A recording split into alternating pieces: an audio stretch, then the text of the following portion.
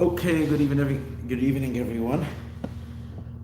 Oops, I didn't do this. Hold on.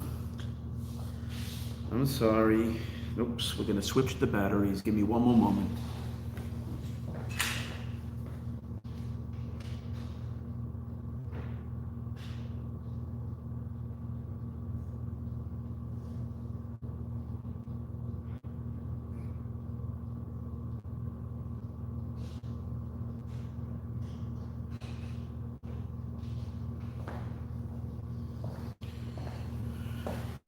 Okay. So one more time. Good evening, everyone. Thank you for joining. Tonight is Thursday night of Parshas Lecha, Tafshin Pei Aleph. Let's learn something special. Tonight's class was dedicated by Aliza Korin. This is in honor of, remember the name. Give me 1 second here. In honor of Yaspe Bas Faivel, may her neshama have a great aliyah, and Carol N. Bas Herbert. Yeah, that's what I think it is. It's Carol N. Bas Herbert. I should have written it down, but I didn't. And right now I'm using the phone as a recorder, so I can't even check. So, may her neshama have a great aliyah. Almost sure that's the name. So this week's parsha is Parshas Lecha, and exciting parsha, as we discussed last night, how it's the beginning of everything, the fusion of heaven and earth, the power of the Jewish people. A very special class to listen to, last night's Devar Malchus class.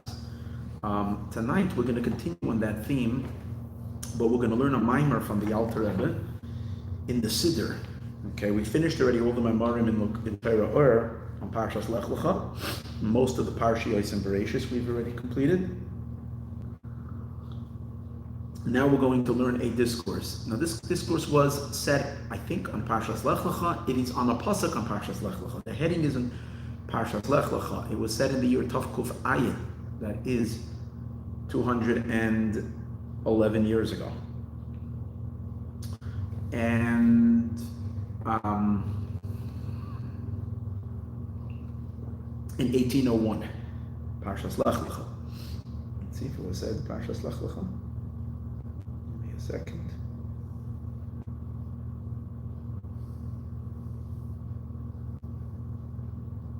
It was in the winter of Tav Kuf Ayin, so I would imagine it was in Parshas Lecha. Over here in the Siddur, which is a compilation of discourses the Alter Rebbe said on pertaining to the Siddur, to davening, it's a mimer recorded in Shar Birchas Hamazon. It's regarding benching. This mimer is also to be found in Likutei Torah Parshas Eikev. We learned that mimer probably last year. I don't think this year, I think the year before. So we really learned this discourse already, but the mimer is very condensed, much shorter in Parshas Eikev. Over there, as it is over here, greater elaboration, much more to talk about. We will not learn the entire mimer tonight. We will learn the part that pertains to Parshas Lecha, which is the first half of the mimer. Whether we will continue this next week, we'll see. I like to usually finish things, I try to. So let's see, maybe we'll learn the second half next week. The first half of the mimer deals with the relationship of Bris Mila and Eretz Yisroel. God promised Avraham Avinu the land of Israel a whole bunch of times in the parsha, this week's Torah portion. But particularly when it comes to the Bris Mila, to his circumcision, there is a very strong emphasis that I will give you the land, and it implies that in the merit of the Mitzvah of Mila, we merit the land. So it's interesting. I was really going to discuss this in the Parsha class, the subject of this mimer, the Monday class, the Parsha My Life class. But I remember if you listened to that class, I said I still had a whole second half of the class, which I was going to discuss not inside, but I was going to do the concept of it. But then we already did a full class, and that would have taken another hour, so I omitted it. And then I decided, let's learn it inside from the source. It's very geschmack, very, very beautiful, and very special. Again, it's talking about the relationship of bris Mila, of circumcision, to the land of Israel. We know that in the Zohar says explicitly that in the merit of bris Mila, the Jewish people inherit the land. That's also the reason why the Arabs have had a claim to Israel, because they also have bris Mila, they also have circumcision. That's why the Zohar says they will have possession of the land for a while. But in the end, they have to relinquish it. I think the Zohar says this explicitly because their Mila, their bris, is not the real covenant. It's a kind of superficial covenant. It is somewhat connected to the covenant, but it's not the real covenant. The fact that they don't do it on the 8th day, they do it when the baby is, when the child is supposed to be 13 years old, even though on the one hand it's a little more of a heroic act on the part of the person that they're allowing themselves to be circumcised at the age of 13 when they can protest. But on the other hand, it is lacking the power, the potency of number 8 of the bris Mila, of what the real Mila represents, and that's why their take on the land is also superficial, and it has to disintegrate, and the Jewish people take the land for all of eternity. Last night in the Devar Malchus class, we discussed a little bit the connection of Mila and Eretz Yisroel, but over there we didn't really speak why the Mila, why the circumcision, the Brit Mila is the enabler to take the land. What we really discussed last night is why both bris Mila and taking possession of the land represent the ultimate of the Jewish people, of the Jews' contribution of what Torah is supposed to do in the world. Yesterday we spoke that Torah's contribution is to bridge heaven and earth, to make the earthy and the physical godly, and from all the mitzvahs, that's every mitzvah pertains to a physical part, to a physical limb, to a physical object. Mitzvahs very much engage all physicality. Through that we sublimate the physical world. We don't only refine the physical world, but we make the physical world godly. That's the point, that we should insert godliness or uncover godliness or draw down godliness to the point that the Hashem and the world become unified. That started, we spoke about by Lech, and why Lech has in the end this one mitzvah, which is the bris Mila, is because we learned yesterday, because the bris Mila personifies it, because it's the one thing that with the mitzvah itself, it changes the physical, it changes in the human being, it changes the physical dimension of the human being. Every mitzvah obviously has a spiritual effect. If you're giving tzedakah, you're becoming more generous and kind. It's having some effect on you. And obviously it's having an effect also on your physical body, because your physical body is giving the tzedakah, but you don't see, in the aftermath of the mitzvah, you don't see a change in the physical hand. You don't see a godly change. But in the bris Mila, the body has changed. And what is the body carrying? The body is carrying a stamp of God. And that's why this mitzvah expresses the idea how the godly impacts the physical. And we spoke yesterday even more that in the body itself, it reaches into the lower part of the body, that element in the body that is the most associated with unholiness, which is the most corruptible. And yet, over there too, that's the whole idea of mitzvahs, is to uncover godliness everywhere, even to the lowest of the low, thereby realizing the absolute truth of God, that He is the truth of everything, His limitlessness, and so on and so forth. So that's like, so to speak, the mitzvah of all mitzvahs. And since Avram Avinu begins in his journey of Lech Lecha, he begins the march. He begins the march towards implementation of Torah, towards the bringing the Torah into the world. The 2,000 years of Torah begin with Avram. That's why in Lech Lecha itself, it highlights this mitzvah. And for that very reason, we learned that's the significance of the land of Israel. Because Jewish people taking possession of the land of Israel also highlights the same idea, that we take a land, a physical portion of the world, and it becomes holy land. And the fact that it becomes holy land means it's holy territory, it's holy space, and it's holy soil. That's why we know Jews from in all ages, when they came to Israel, it was always like their heart's desire to come to Eretz Yisrael. Very few made it, but when they would come to Israel, saying after the exile, the last 2,000 years, those who managed to come had the tradition that as soon as they came onto the soil of Israel, they would lay down on the floor and kiss the ground. When you're kissing soil, yeah, the soil is holy. It's godly soil. Everything in the land of Israel is holy. So making the land, the earth, holy, that's the objective.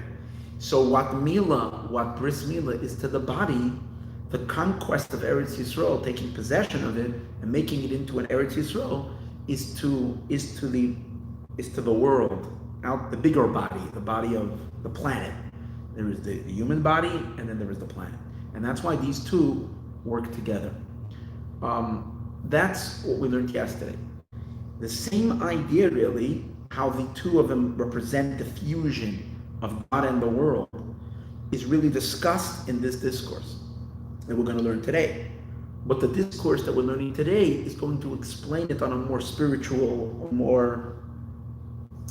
on a more spiritual dynamic than the Sikha that we learned yesterday, which is far more down to earth. It's, in a sense, we can say that the Sikha over here, the mimer over here, is the underlying, if you say, soul or pneumius to what the Rebbe is discussing on a more simplified way in the Sikha, in the talk that we learned yesterday. So really, all three classes of the week are all coming together in one idea this week. So let's read. It's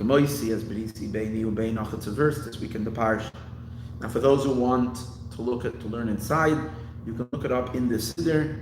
It's in the new version of the Siddur. They just reprinted it. I highly recommend for anybody that has the ability to learn this Maayon themselves that this is an amazing print. Tfilas Mikol Hashana used to be the last print of the Siddur. It was very hard to read. It's Rashi letters. They're deep discourses, and the fact that they were written in such a clear manner now, and it's also fantastic footnotes, and the glossary at the end and at the beginning, which gives you an introduction, explanation to it. Fantastic job was done in the Siddur of the Alter Rebbe. It's 2 volumes, the new version. So the one that I'm learning now is on page Kuf Ayin Aleph in the first volume, Shar Birchas Hamazon. If you're using the old version, then it is on page Kuf Yud Aleph. This is Kuf Ayin Aleph, and that's Kuf Yud Aleph. Ready to go. Okay. The Pasuk says, I will establish my covenant between me and you, between your children after you, for an eternal covenant.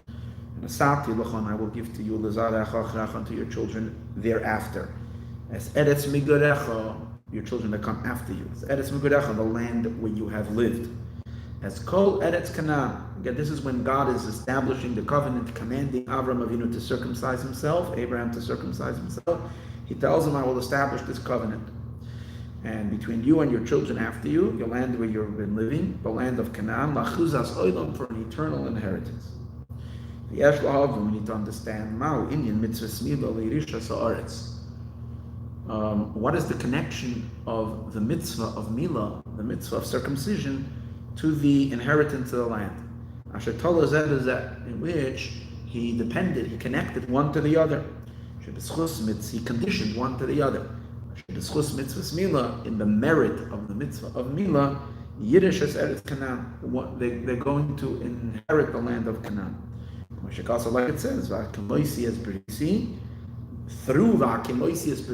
through me establishing this covenant, which is the covenant of the circumcision, and Asati Lecha, the verse continues, I will give to you as Eretz Megurecha, the land of where you've been living, as Kol Eretz Canaan, the entire land of Canaan.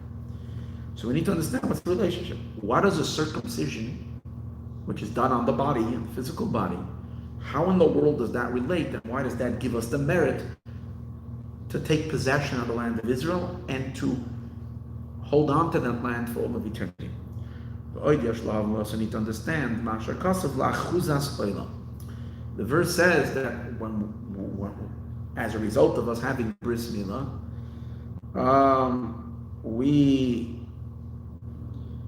as a result of us having one more thing I have to fix to close the door here.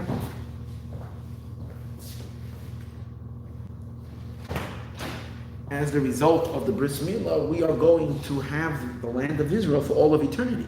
We're never going to relinquish it. We're always going to have it. So he asked the question, but that's not the case. Seemingly not the case. We see the Jewish people have always kept this mitzvah. It's not like something that we've stopped keeping. And you see even the Jews that are so far from observance, so many of them still circumcised. That's the one thing that is like kept, even by those that are very, very, very much non-participant, you can say, in observance. But making a bris for a baby is something that's stuck very deeply to the Jewish people.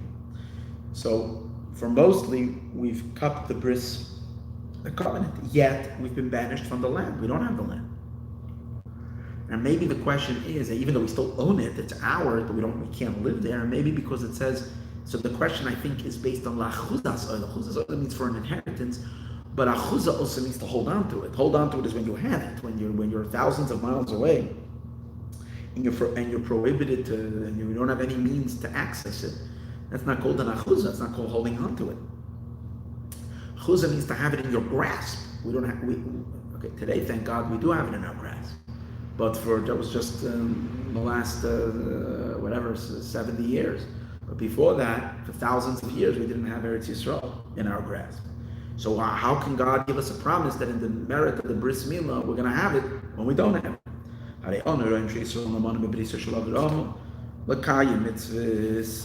Mila, we see the Jewish people are holding steadfast to this covenant, to doing the Bris Mila, to fulfill the Mitzvah of Mila. Even when they are in their lands of their enemies. And yet the land has been given to foreigners. God displaced the Jewish people and planted others in the land. I mean, no one really was able to ever, settle that land. As we know, the land of Israel never was hospitable to any other dwellers other than the Jewish people. So those others that lived there never really found it. Like Mark Twain, when he goes there, he speaks about the utter desolation and so on and so forth. But the question he's asking over here, where is God's promise? God says that this will be an eternal inheritance to him and to his generations after him, to the end of all generations. It's a promise. Achuzas olam is for all eternity, and it doesn't seem to have been. God doesn't seem to have been carried through on His promise of a covenant. Serious problem. Another thing we need to understand. Another thing we have to understand. It's like, if we say that in the merit of this mitzvah, you're going to have the land, it would seem that it's a mitzvah that has some kind of a connection to the land. For example, we say that one of the things that give us merit to be in the land is if we keep the sabbatical years. And when God rebukes the Jewish people in the Teichacha, in the rebuke, in the end of Leviticus, in the end of Sefer Vayikra, B'chukosai, He says that you're going to be driven out of your land. And during the time that you're going to be that the land is going to be vacant, and you're not going to be there, and it's going to get to rest all the years that it was supposed to rest during the sabbatical years, during the Shemitah. So that makes sense. If we keep the mitzvahs of the land to get to hold on to the land, like a person gives a gift to someone or something, a father, a parent gives a child something, but he gives them the car, but he demands responsibility. If you're going to be home on time, if you're going to be out all night partying, and I have no idea where you're going and what you're doing with your car, I'm not taking away the keys. I'm not giving you the car. So we understand. So if we mistreat the land, God is going to kick us out of the land. But Mila, circumcision, is not a mitzvah that has anything to do with land. It's a mitzvah that's upon the person, which applies even when we're not in the land of Israel equally. There's no difference at all in the mitzvah whether we're living. They don't do a bris if those people, babies born in Israel, don't do a bris any different than people born in France or any other part of the world. We do the mitzvah the same. So in what sense should there even be a connection? But it's not at all dependent on the land. Because it is in full force, that commandment, even in this time. And if we say that the land was only given in the merit of Bris Mila, So why is Mila? In other words, if Mitzvah's Mila was given to us so that we have access to the land of Israel, and for some reason, even though we did Bris Mila, okay, we find ourselves driven out of the land, okay? So, and we're saying that there is a purpose to this mitzvah. This mitzvah prepares you to be in the land of Israel. It makes us as a people ready. It conditions the body to be invited into the land of Israel. It's your ticket to the land of Israel. So today's days, when we're not there and we've been driven out for quite a long time, perhaps there's no obligation to do a bris milah. God, take us back to our land. Okay, we should circumcise. Actually, see that when Yisroel, the Jewish people, when we were in Egypt, circumcised. Many of them didn't circumcise during the Egyptian exile. Okay, when it came the night of the Korban Pesach, when it came the time to offer the Paschal lamb, the law is that anybody who is uncircumcised is not allowed to eat from the Korban. Korban Pesach, you can't take part if you haven't circumcised, for a man, obviously. So So Moshe told the Jewish people that they have to circumcise. So there was a mass circumcision then. All those that weren't circumcised needed to circumcise. And they did a circumcision. But then when they traveled 40 years in the desert, they again abandoned circumcision. How would they do that? And it was because they felt it was dangerous. They were always on the go, and there was not the right climate that would be, based on their medical understanding and whatever, it was not the right climate that would be conducive for healing, and it was dangerous. And we know that in Judaism, life comes, the preservation of life comes above everything else. Besides 3 commandments, everything else, a person is obligated to preserve life before they keep the commandment. So since the Mila would have jeopardized and put life in danger, they skipped it. But that was as long until they came into the land. When they stood at the border of the land of Israel, God commands Yeshua to go ahead and do a second circumcision. Before all those Jews that were born in the desert, there was a whole massive, most of the other Jews that went out of the land of Israel died. There was a whole new generation. They all were not circumcised. They all needed circumcision. And there was such a massive circumcision that there were piles of whatever they removed in the circumcision, that the place was called Gilgal, which Gilgal means piles. So just telling you see that to access the land, you need, that's your license. You don't pass the border control without a bris milah. Okay, but now during the exile, and for whatever reason, circumcision is not getting us there because we've been circumcising throughout the whole exile, and yet we haven't been permitted to take back the land.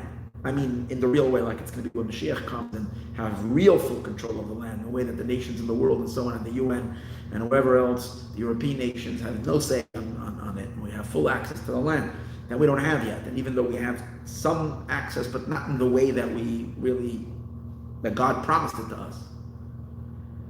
So, if that's the case, then what's the point of doing bris milah? If bris milah is, God says explicitly that the milah is the introduction to the land. Why do you need the introduction if you're not planning to continue the continuation? That's the question. And if the land was given only the merit of milah, so why do we have the mitzvah of milah, of bris milah during this time?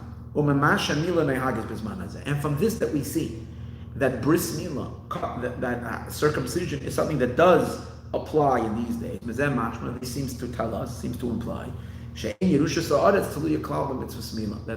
the inheritance of the land is not dependent on the mitzvah of milah. They're two separate things. Because you have milah even if you would absolutely know, chas v'sholom, someone would have absolute knowledge that they're not going to live to see Mashiach. People who lived in the earlier generations. Okay, they always waited for Mashiach every moment, but let's say they would know that they're not. You still do a bris milah, even if it's not going to lead you to the land of Israel. And what's the proof? And to further prove that, going back to the first argument, the destruction of the land was you see that the land was destroyed even though they were true to the covenant. They kept the bris milah, yet they were expelled from the land. So what he did till now basically was separating the Mila from Eretz Yisrael. That Mila kind of stands independent and the land of Israel is independent. But if that's the case, why is why does the verse clearly connect them? And we do know that the truth is that in the merit of Mila, we get the land. It almost says so explicitly in the verse. So how do we make, after we've now established that it's not the case, so then how would we explain why it seems that the Torah says it is the case? So that's what he's going to address here.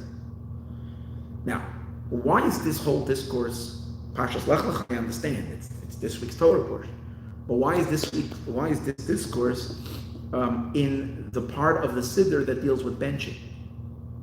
How does this end up in benching? And the answer is, when we bench is the grace after meals. When we do Birkas HaMazon, we thank God and we thank Hashem for many things. And first we thank Hashem for the food. That's the first blessing. Benching is comprised from 4 blessings, 4 primary blessings. 3 of them are biblical, and 1 of them was added on by the rabbis. The first 3 that are biblical, the first one is the blessing on food. Second one is the blessing on the land. The third one is the blessing for Jerusalem. Okay, 3 blessings. Now, in the blessing, the second blessing, which we make a special thank God for the land of Israel, the sages say that if you do not mention during that blessing a thanks to God for the Torah, you didn't fulfill your obligation. In other words, in addition to thanking God for the land, you also have to thank God for the Torah. As we say it, we say Al Teirascha. We start no the Lecha, thanking you Hashem. We say Al Teirascha Shalim Adetanu, and for your Torah that you taught us. So included somehow in the blessing on the land is a thanksgiving for the Torah as well. The sages say not only do we have to mention the Torah, but we also thank God for the covenant, for the circumcision. That's why we say Va'al Berischa, and we're thanking you Hashem Va'al Berischa for your covenant Shechasamta B'Sarei, that you've sealed in our flesh. So you see that. So that's that. So what do we see? That for some reason the sages say that in which blessing? Not in the blessing of the food, which is the first blessing, but in the second blessing, the blessing of the land. So somehow we have to say that the land of Israel is connected, has a deep connection to both circumcision and the Torah. Torah and circumcision relate to the land. So this is another idea where you see that bris milah, circumcision, and possession of Eretz Yisrael are connected. But that itself, he's going to question. Why is that? Sages say in Tractate Brachas on the 40th page. Nachem Azaken Omer, Nachem, the elder, the sage, says, we must mention the covenant of the Bris Milah, Bebirchas Haaretz, in the blessing of the land. Because through the covenant, why do we have to mention it? Because it's the bris that leads us to the land. I will give you the land where you have lived. The first above mentioned verse that the discourse began with. Rabbi Yossi adds, Rabbi Nachum says we have to say bris. Rabbi Yossi says tzarich lahaskir Torah. We also have to mention Torah.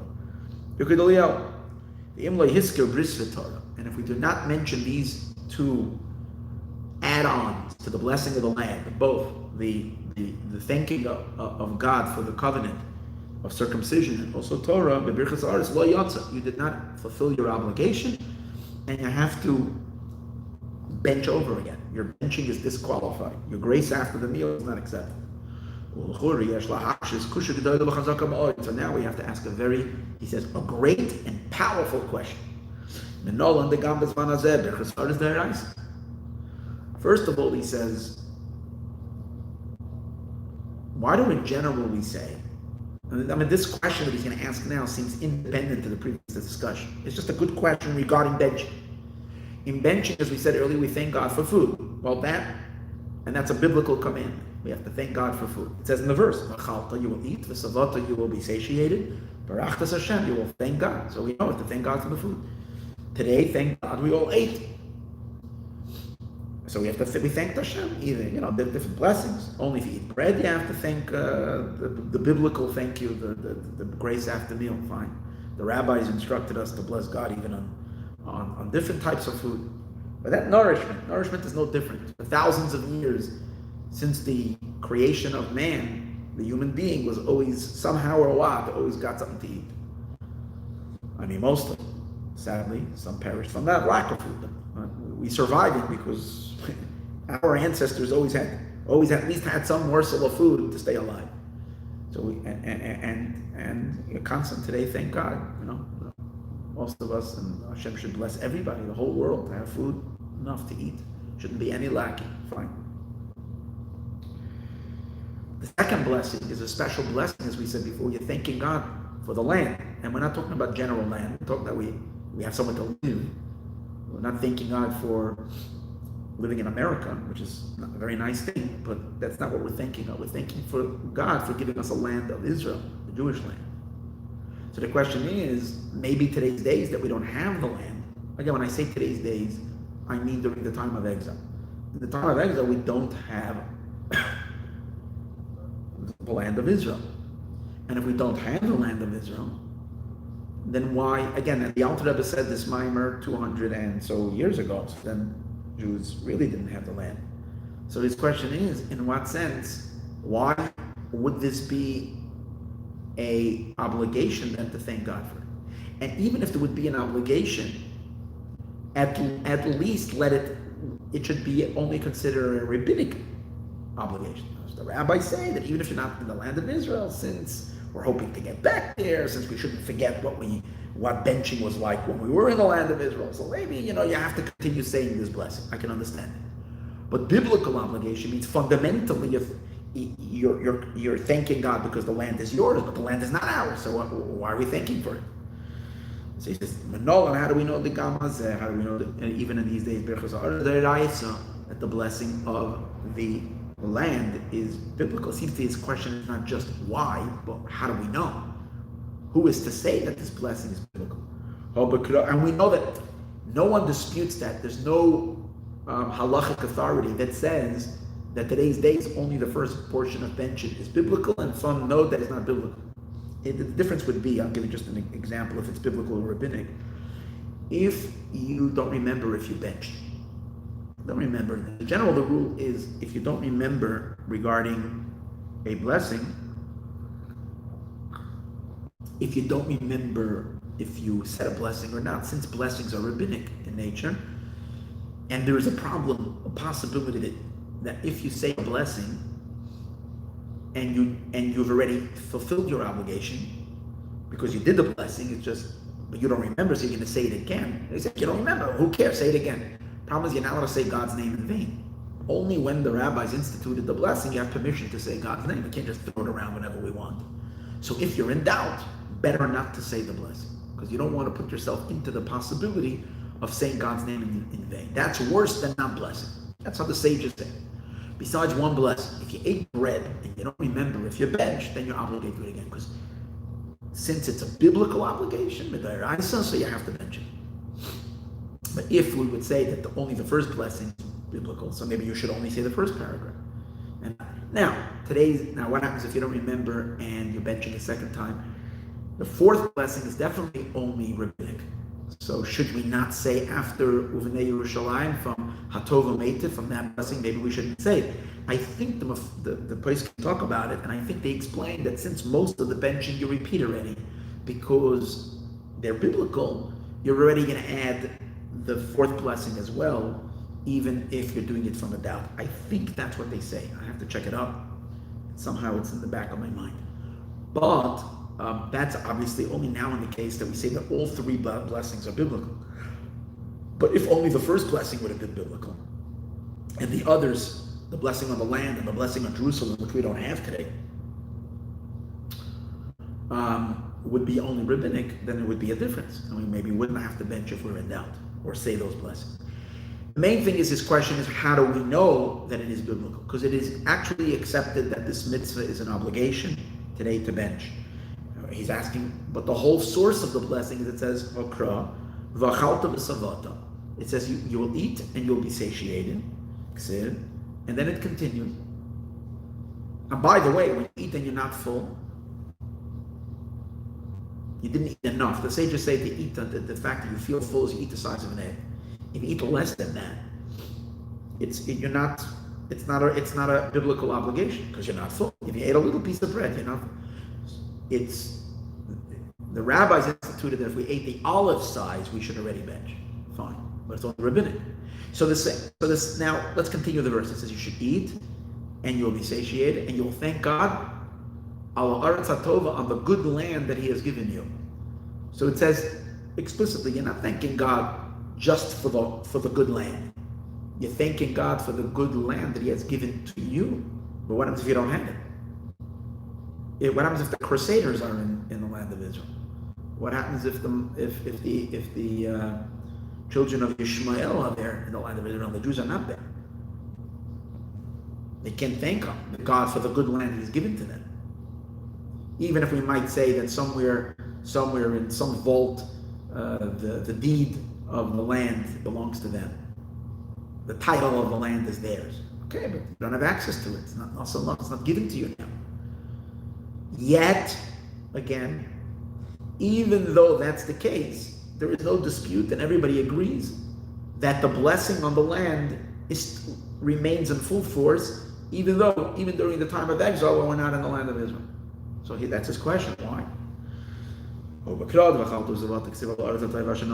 good land that He has given you. This is the blessing of the land, like it says earlier. That implies from this, it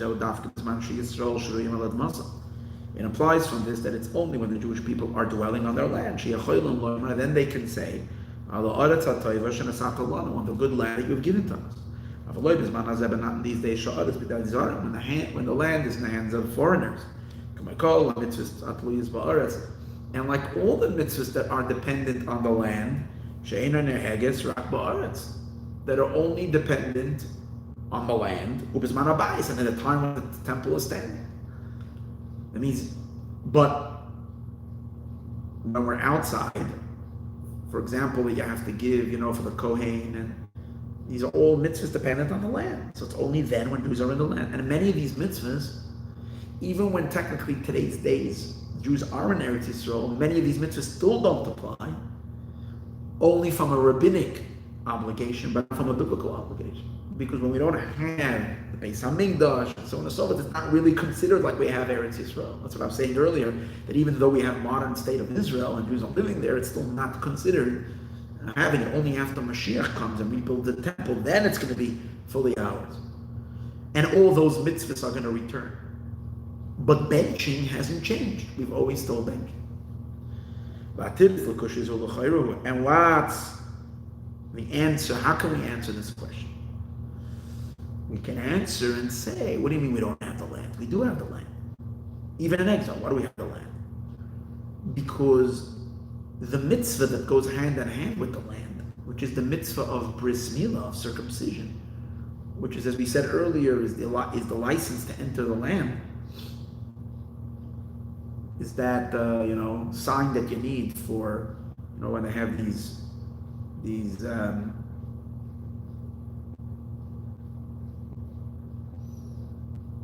the New York subway and airports, all these places when they have these turn dials that create a block, and then or they have the two doors and they open up when you put your passport. It reads the barcode. It reads, all right. So when you have that certain thing, it beeps, it opens up, go. So to go to the land of Israel, there's a scanner that scans. If you're circumcised, go into the land. The fact that we are today scanned to go into the land, we have, so to speak, the barcode, which is the Mila, that's on us. That means that we have the land, that we are connected to the land, we have the land. That's why we can bench and say on the land that you've given to us, because even though we don't have it, we do have it. How do you know that you have it? Because you have the Mila. If you wouldn't have the land, you wouldn't have bris Mila. Because the whole idea of bris Mila is to give you access to the land.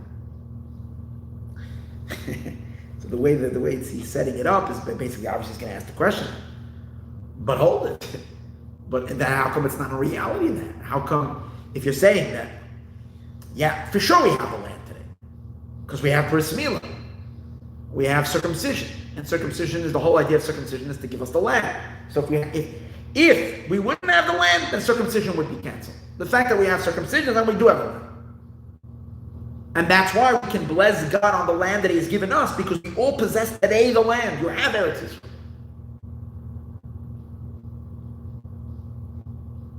But then we become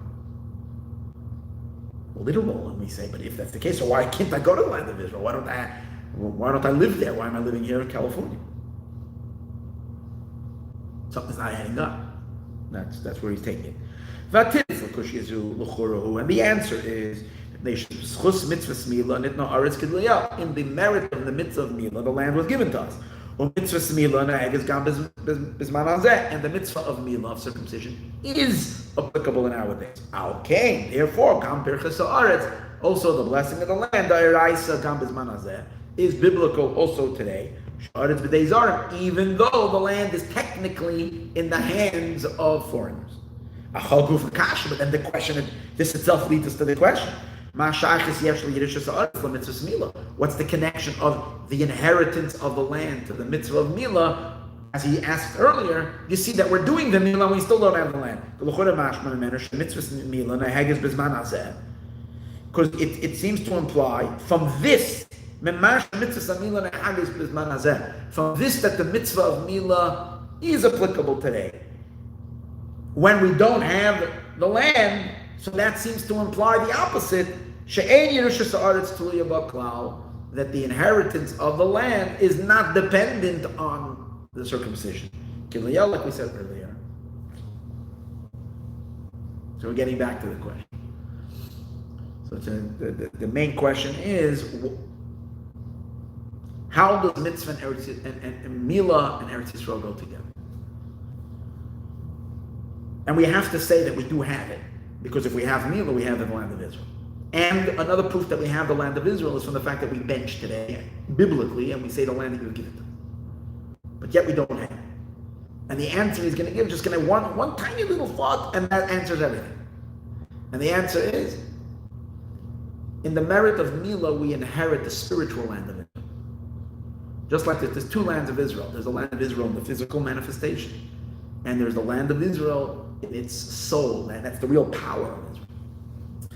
Today's days, even though we've been driven out of Eretz Yisrael in the physical, literal sense, the geographic location of the land of Israel, we have not been expelled from the spiritual land of Israel. And every single Jew can live in the land of Israel spiritually, even though we cannot, for the time being, fully live in the land of Israel physically. So let's not make a mistake. The physical land of Israel is aligned with the spiritual land. In a sense, we'll say that the spiritual land of Israel is the soul of the physical territory of the land of Israel. Where we were expelled was from the body of the land of Israel, but not from the soul of the land of Israel. And that we're still in full possession. And for that to have the spiritual land of Israel that we all possess, we need the circumcision. And not a spiritual circumcision, we need the physical circumcision. This is interesting. We need a physical circumcision, which includes also the spiritual in it, physical and spiritual. But we need to be circumcised in order for us to inherit the spiritual land of Israel. And that continues today. And that is so significant, and that is such an important thing that we have the spiritual land of Israel, that we can say, God, I'm thanking you, God, for the land that you have given us, even if we don't have the physical land. But the mere fact that we have the spiritual land already justifies the blessing, the land that you have given to us. And it's referring to the higher land of Israel. And that land, again, the spiritual meaning of that land, as we'll soon see what that means, it's an incredible empowerment to have the land of Israel. What it really means, as we're going to see soon, is that we are living in convergence. We're living as divine beings, not as human beings. That's what it really means. that the bris milah, the covenant, means the bonding. That we bond with the God to the point that our actions, and primarily in the Maayon, he's not going to talk about actions, but he's going to talk about our emotions, our feelings, are going to cease to be human feelings, or even higher, not even spiritual feelings, spiritual emotions, but they're godly emotions. Our emotions are godly emotions, because our emotions join with God's emotions. And therefore, the impact of our emotions is immeasurable, meaning the impact of our love of Hashem and fear of God, especially for love, is what he's going to discuss, is that it impacts the very, it impacts the infinite. Doesn't just make ripple effects. It literally reaches beyond creation, beyond the totality of creation, and elicits a godly response. And that can only be if we break free from the finitude of a finite being, and only if we're so the land of Israel represents the idea that we link up with God, that the human and God and the divine can merge. And he's going to explain how that's related to the land of Israel. Same idea that we spoke last night, that the land of Israel represents a fusion of God and the world. Right? Here we're reading the same thing, but on a soul level. The fact that the soul doesn't remain a limited soul, but that the soul links up and downloads divinity and experiences the divine emotions, not human emotions. That is the quality of the land of Israel. And in order to allow for a divine experience in a human heart, you can't have a blockage of the foreskin.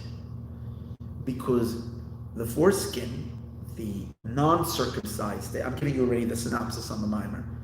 The foreskin, the non-circumcised state, will allow, listen to this idea, will allow for the forces of darkness, the forces of evil, to nibble off that divinity. So here you have a being who's at a certain point converging into divinity, into a divine being. So there is that convergence from the finite to the infinite. We can understand that is immeasurably powerful. That is true. That's giving someone infinite power. Now God can only allow that to happen if the place where that is being transmitted is a closed circuit and a protected circuit. But if it can be hacked, and that very energy will be exposed to the bad guys, then they will become infinitely powerful. Evil would become infinitely powerful. And that can't be. So therefore, in order for that to happen, there needs to be circumcision. The circumcision allows for the God's infinite revelation in the human soul, which then allows for the human soul and this infinite revelation and light to converge together, and man and God are now unified. And then the actions of the human being have godly impact, not human impact and not finite impact. So Mila leads you to the land of Israel, which that's the concept of the land of Israel. He's going to explain how that is hinted to in the idea that the land of Israel flows milk and honey. The concept that it emphasized on the Israel, such a wonderful land, it's milk and honey. Since when are we? I mean, it's nice, honey and nothing. Who's craving honey and who's craving milk? Tell me that the land of Israel is a land of the finest wines. Fine. You have good pomegranates. Okay, pomegranates are wonderful. Maybe good cherries, maybe good blueberries, maybe good kiwis, maybe good avocados. They're really good avocados in Israel. What's the idea? So there's flowing milk and honey. I say about means it's a fatty land, it's a good land, it's a fertile land. There's something very deep to that idea. The spiritual meaning of what milk means and what honey means is this convergence. as he's going to explain. The true answer to all of this, the first prefacing, this that it says that the land of Israel will be yours for an eternal inheritance. The intention is in the spiritual.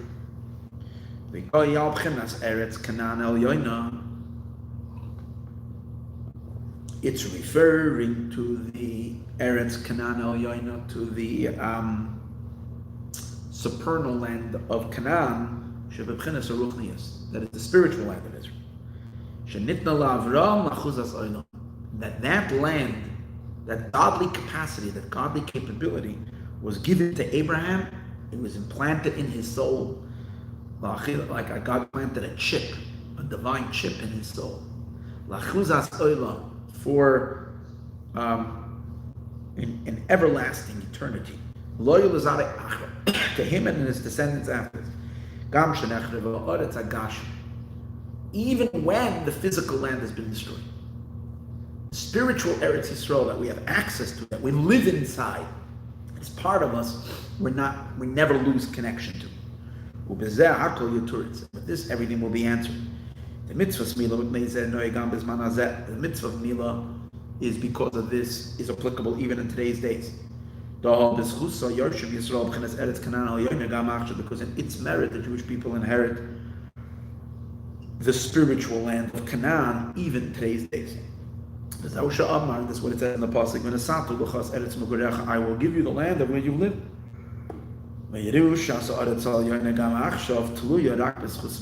And the inheritance of the higher land, even today, is dependent only in the merit of Mila. That's the merit. You need your bris Mila in order to have access to this infinite power. Or else, without this, we remain human finite beings. You can be the nicest, kindest, greatest, innovative, creative. You can have won 20 Nobel Peace Prizes for the greatest contributions to mankind, for humanity. And that's wonderful. And the human race will sing your praises maybe for thousands of years. You will go down in history books. You'll be put into museums. People will read about you, and everything is great. But after everything is said and done, your significance is in the human realm.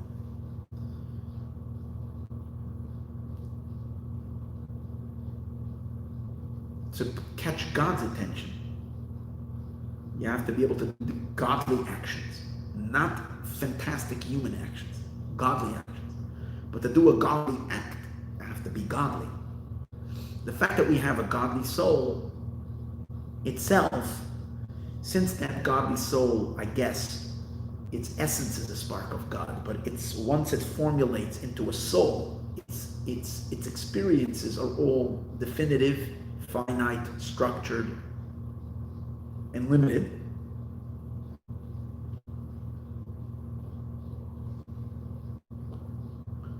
So therefore, the activities of the soul, the influences of the soul, remain in the realm of the human, in the realm of the creation, the created. In order that our actions should impact the supreme, and that's what it means to be a Jew. When you're a Jew, you're constantly interacting with the infinite and channeling infinity into the world through all the mitzvahs we do. But the mitzvahs only work because you're a resident of the land of Israel. That's the idea. That's why all the mitzvahs, for the Torah really connects all the mitzvahs to the land of Israel. The mitzvahs only work when you're living in the land of Israel. You don't have to live there physically. As long as you're a resident spiritually of the land of Israel, then you have this quality of this mergence of both being human and divine at the same time. Infinite and a convergence of the infinite and the finite. So therefore your actions, and Rebbe, primarily the Alter Rebbe over here, is going to emphasize mainly the drive, the motive, the love of God. He's going to explain how God needs to be stimulated To be involved in creation, it requires for a stimulation. But who can stimulate God? As finite beings, our stimulation power is a finite stimulation. An infinite being that infinitely transcends the finite world. Why should a vibration of the finite even be noticed? It's all nothing thing. So the only way it can work is if our vibrations are infinite vibrations. For that to happen, you have to be in the land of Israel, the spiritual land of Israel, makes that, and then you can do mitzvahs, and then you can love God and draw down and generate the cosmic flow. That's the power of Bris Mila. So I'm saying, that's the power of being a resident in the land of Israel. But in order to access the land of Israel, as we said before, you need to be scanned. And what's the scan? The scan is if the person is circumcised. If this person is circumcised, even if they're Jewish, without circumcision, spiritually they will remain all their life outside of the land of Israel. Their soul is not accessing the land. It's staying outside the borders. It's very sad. That's why there's no greater thing you can do for someone of a Jew is if you know that they weren't circumcised and you try to get them a circumcision. As he's going to explain, and also the second question. So that's what he explained how even today's days accessing the land is dependent on Mila, because today's days we also have access to the land as the spiritual land. But also the second question that we had earlier, how come benching, the second blessing of benching, even in today's days, even though Jews are not living on the physical land in Israel, because they're able to say even though we cannot say on the land, the good land that you have given us, referring to the land of Israel because we don't have it, but we can say it al Eretz al Yoina on the spiritual land of Israel, which that God is giving to us even today. Stated elsewhere, as the pasuk says, it's interesting, it doesn't say Asher Hashem Nosa. Nosa means in the past, that God gave you in the past. Noisein means He's continuously giving. Which implies then to understand the explanation of this matter, to understand what does it mean, the power of the land of Israel. What does it mean, the spiritual land of Israel? So that he's going to explain. So first we need to understand what is Eretz Canaan. Then we'll understand why the connection of the land is through Mila. But first let's understand what does it mean, the land of Israel. So first of all, we know that the land of Israel wasn't always called the land of Israel. We turned it into the land of Israel. Its original name is Eretz Canaan. Now even though the Canaan land, that name denotes belonging, Israel not being holy, because it belonged to the Gentiles, and they were most corrupt, as we spoke yesterday. It was a very corrupt society, the seven nations, and the land of the seven nations, Canaan. Yet the fact that, but even in its unholy name, it is still holy. In other words, it was prepared already for the Jewish people to be sublimated, so it has already a holiness. That spiritually, even the name Canaan represents what the etymology of what's the real quality of the land. And it's Canaan. What does it mean spiritually? So we always know the rule.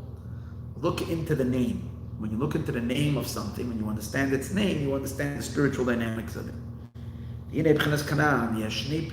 There's two meanings to the word Canaan. One of them is Lashon Hachna v'Shiflis. One of them means submission and lowliness. Canaan comes from the word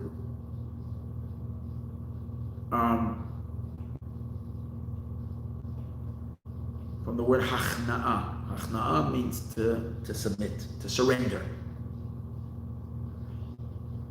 Ulai yikana lavava ma'oral. I think there is a pasuk. If only their clogged hearts will surrender. Their arrogance will be surrendered. So the word Canaan is from the word Hachna'a, not the same word. So it's the land of submission, the land of surrender. What's good about being a land of surrender? Surrendering to the divine. That's what happens in that land. The spiritual quality of the land is to be living within an environment that induces surrender. The nature of all creatures and of all beings is to be a somebody, to claim existence, to claim beingness, and to take oneself very seriously, to the point that the I am and the I want and the I need overrides all other considerations. But to live a life of a Jew means to live in a constant, that's why it's a Jewish land. To live in a Jewish land, to live in the land, means to live in the land of surrender, where everything around you supports the very air and the oxygen and the earth, the soil that you're standing on, your foundation of your existence, which is the land, is built. Your entire mindset, your entire philosophy, your entire underlying reality that holds you up, that you're standing on, is not what do I want, what do I need, but what does God want, what does God need. So I'm in a state of surrender to Him. Hachna v'shifros. This is the epitome of bittul, abnegation and nullification. That's one meaning. It's already a Jewish virtue. Rabbi, and the second one, Loshen Tagar V'Seicha. But Canaan also means a merchant, a businessman. Where do we find that Canaan means a businessman and a merchant? Canaan b'yadai moiznei mirma. Like it says, the merchant has in his hands deceptive scales. Right? He's being deceptive. He's not being honest. So he has the scales that he weighs things, and he's not being honest in his scales. It's a pasuk in Hosea. And there's another verse that says, "Lo yeh oid knani ba'aretz." There won't be any more of a merchant in the land. That's a pasuk in Zechariah. I don't know exactly. I didn't look them up to tell you what exactly is the context of what it's spoken of. And there's a fourth verse. This is in Yeshaya, in Isaiah, Asher Kananeho Sarim, in which its merchants are ministers. So again, refers to three verses that he gives them. He doesn't bring this one, but this is one that might be more familiar to us. It says that in Parshas Vayeshev, it says that Yehuda went and he saw and he married Bas Shua, the daughter of Ish Kanani, of a man, a Kanani. And Rashi says it doesn't mean a Canaanite person. It means, Rashi says, he married the daughter of a merchant, of a businessman. Okay. So we have two meanings, a completely different meanings. One means surrender, and one means doing business. So the two of them come together. Because as the land is a land that supports surrender, it allows for God's business to take place. What's God's business? God is into buying real estate. He's into purchasing. He knows, this is it, God knows that the real estate in the physical world is going to skyrocket. He knows that we have no idea how much this physical world is going to appreciate in value. Like years ago when I was naive, I moved here to Los Angeles as a teacher. I was working for a school, and we're talking about in the late 90s. And I was thinking that with my wife, we were still, beginning to build a family, young, and we were living in a rented apartment, thinking to buy a house here in Los Angeles. So we went to look at homes. So the prices of homes that we were looking at were averaging between $300,000 to $400,000, $250,000 to $350,000.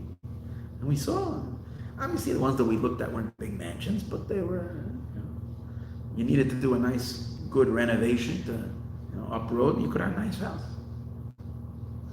But, thinking to myself, where am I going to find a down payment of $50,000, $60,000, whatever I needed, or whatever.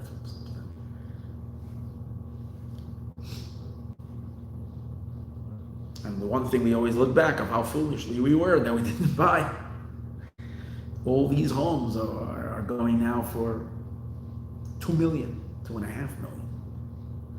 Like crazy, the prices, how they've just suddenly skyrocketed.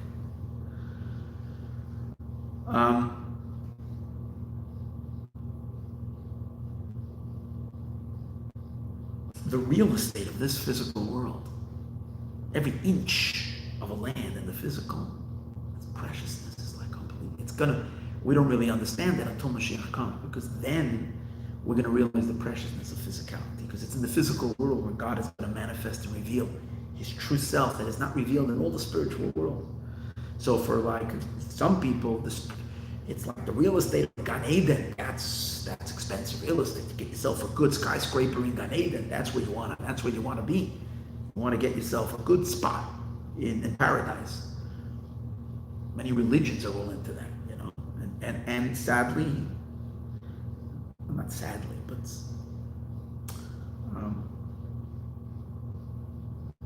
in Judaism as well, there is a school of thought that is so obsessed with Olam Haba, the world to come, and so on and so forth. It's true. It's not that it's not true that the Mishnah says in Pirkei Avos how fantastic the world to come is, meaning the spiritual world. That all the pleasures of this world is worth nothing compared to the pleasure of the world to come. But yet, when you start learning mysticism and primarily Chassidus, you enter into the Baal Shem Tov's mind, and you find out, no. The prized real estate is the physical world. This is where it's at. And when Mashiach comes, that's going to be revealed. If that's the case, God wants to buy up all the real estate in the physical world. So he's a purchaser. But in order to purchase something, the seller has to want to sell. If the seller is rigid and they don't want to sell, then you can't buy. So for God to buy the land, he needs to find a seller, and a seller that's willing to work with him. It's not too stubborn, not charging too of an exorbitant price, is willing to go along with the sale. And what does it mean? It means that how does God purchase something in the physical world? When something within the physical world gives away to godliness, it is lifted up from its narrow-mindedness and perceives the divine reality, the godly reality, and it melts into that, even if it remains physical. But it's really now part of sacred property. It now belongs to God's singular, what we call an individual domain, a private domain. It's God's domain, as opposed to belonging to the public domain. We know in the laws of Shabbos there's a difference between the public domain and the private domain. So once God buys it, it all belongs to the singular being, which is God, which means something that has now surrendered itself into God's oneness. And for God, that's like a business, and he actually pays. He pays really well. God gives payment in exchange for the acquisition of real estate in this world. Now, the land of Israel is within the physical world. The land of Israel, physically, and the spiritual land of Israel, represents the idea of land that is purchasable by God.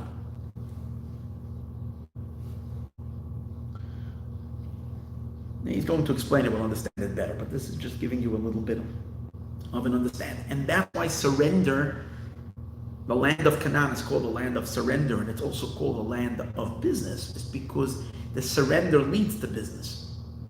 That God can do business with it, in which he can buy up the land. So let's understand it. So first let's understand what is this business that he's talking about. So let's take a look how business works.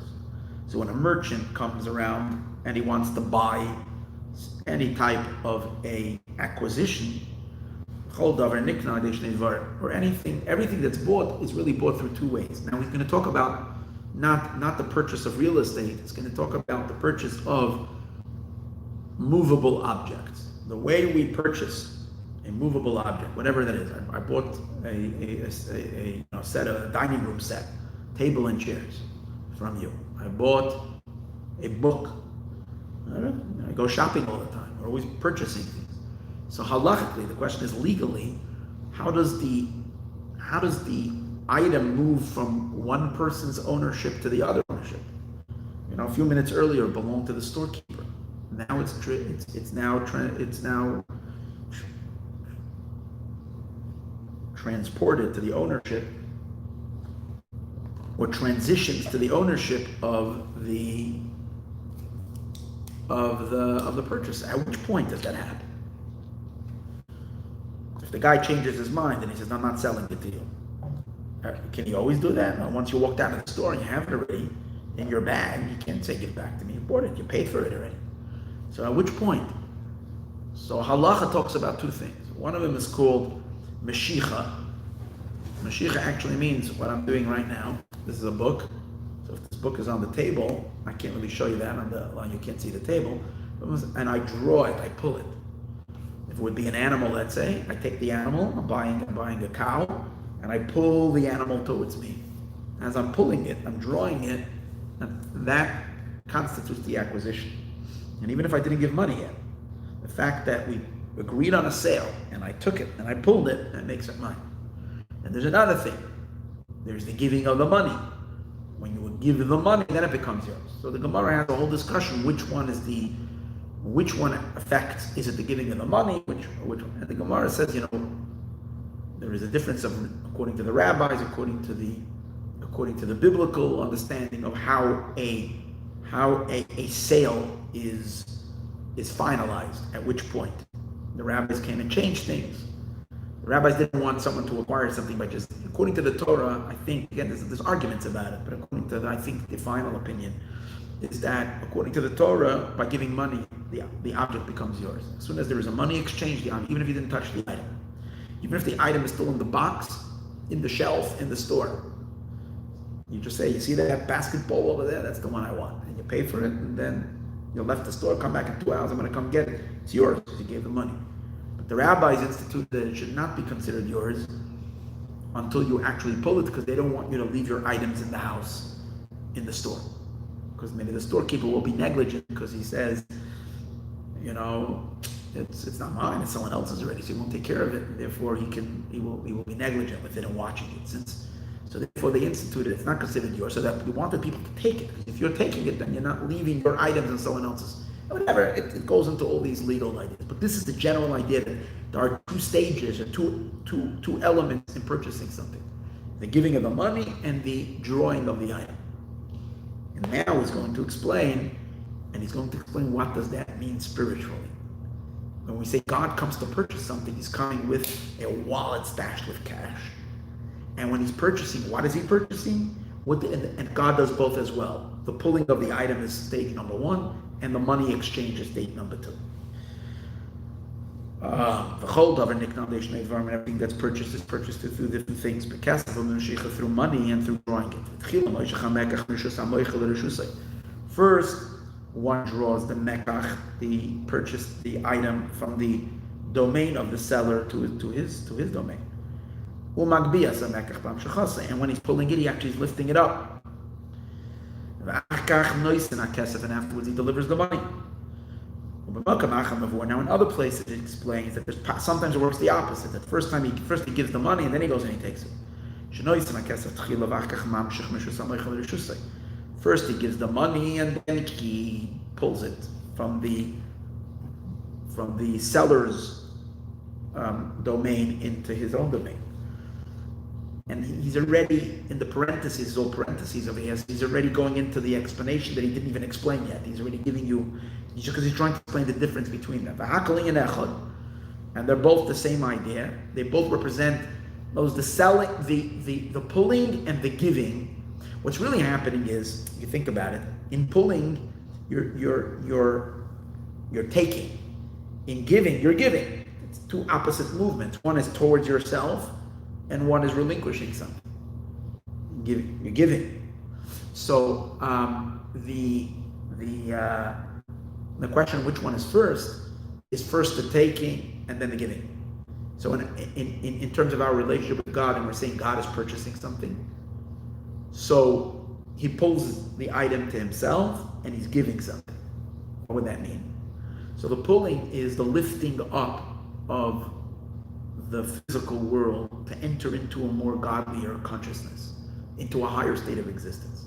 As we spoke earlier, taking something out from the multiplistic world, taking something out of the world of the many and bringing it into the world of the one. The singular consciousness, the consciousness of God. That's called drawing. It's the sublimation, it's the spiritualization of something physical. It's elevating it to a higher state. But then, the giving of the money represents a spiritual empowerment transmitted from God to a lower place. In other words, God is relinquishing his money, he's giving something that's once his, and he's imbuing that to the seller. So the seller is getting a spiritual energy in exchange. So God is taking the object into his unity, and he's giving the one who gave him access to that object, who owned it first, is relinquishing it, and God in exchange is giving him energy. And that energy is meant to empower this individual to make so much more sales now. Because that's what happens when you get money. If he's a merchant, he's also a dealer. What does he do? He's able to buy more merchandise. He's able to sell more. So he increases his business, and he gets more money, and then he's able to invest the money as well and buys it. So this is a rotation. But the idea is the increased money means an increased capacity for him to be able to reach more and to elevate more. With God, this is the way it works. But the question is, which one is coming first? Does God wait till we first lift something up to him, and then later does he empower us with an extra empowerment? Or does God deliver the empowerment before he draws? He says it actually works both ways. At times, Hashem wants us to lift something up to him first, before we have any empowerment from above, and then he delivers the reciprocation of this great spiritual infusion. At times, God delivers the money first, cash on man, he pays immediately before he even touches the item, and then afterwards, that helps us relinquish the item and help it elevate to God, as he says. The idea of pulling something represents the feminine waters. That means something is raising. Feminine waters means we're the female and we're giving something to God, something being lifted up from us to him. Kesef and the money giving, that's the masculine waters. That's a drawing down. Has explained elsewhere. And there are times, mad, which is Maayon, masculine waters, come before the raising of the feminine waters, and that's nikra kesef. That's called giving the money before you draw the item. And at times, mad, the masculine waters, comes after the raising of the feminine waters. Like in every relationship of a man and a woman, the question is who initiates. Is it the man reaching for his wife, or the wife reaching for her husband? Who is the one who's triggering the bonding?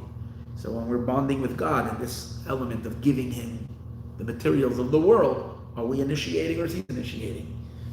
If it's him drawing it, even though we call it him drawing it, but it's us lifting it so that he can draw it, so to speak, that's us giving first, and then the response of God to us is his reciprocation, or the other way around, as we mentioned. When you're Nagdam is at other times, the masculine waters comes after our feminine waters. What does that mean? When you're Nagdam is first there is the drawing of it towards God, which comes before the giving of the money, like it will be explained over here. The Island Maven is enough to those who understand. So now he's going to explain, however, what's the purchase, what's this whole idea, who's purchasing what's going on. And all of this will be understood in the idea of the purchase as it applies above. That the land of Israel, the Holy Land of Israel, is called because of that, the land of business. It's the business land, it's the land of merchants. Who's the one who's buying? God is the one who's purchasing. Where do we see that God buys? That God is interested in buying real estate? It says God buys, literally the word. We say it it's actually this week in the Parsha.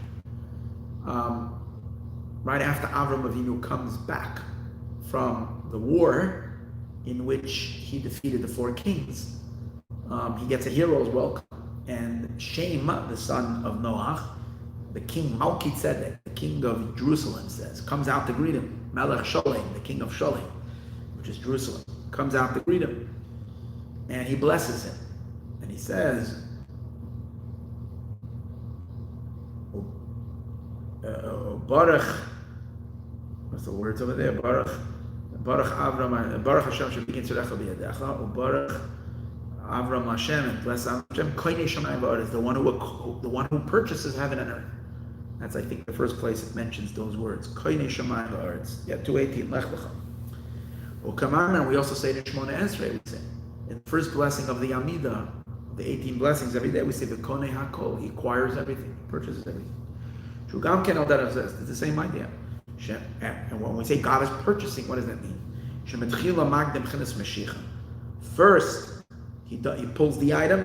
This mimer over here is mainly going to go with the style of purchase where you first do the pulling. First, you draw the item to yourself, and then you give the money. And then you give the money. But what does that mean? That God draws something? What does it mean He gives the money?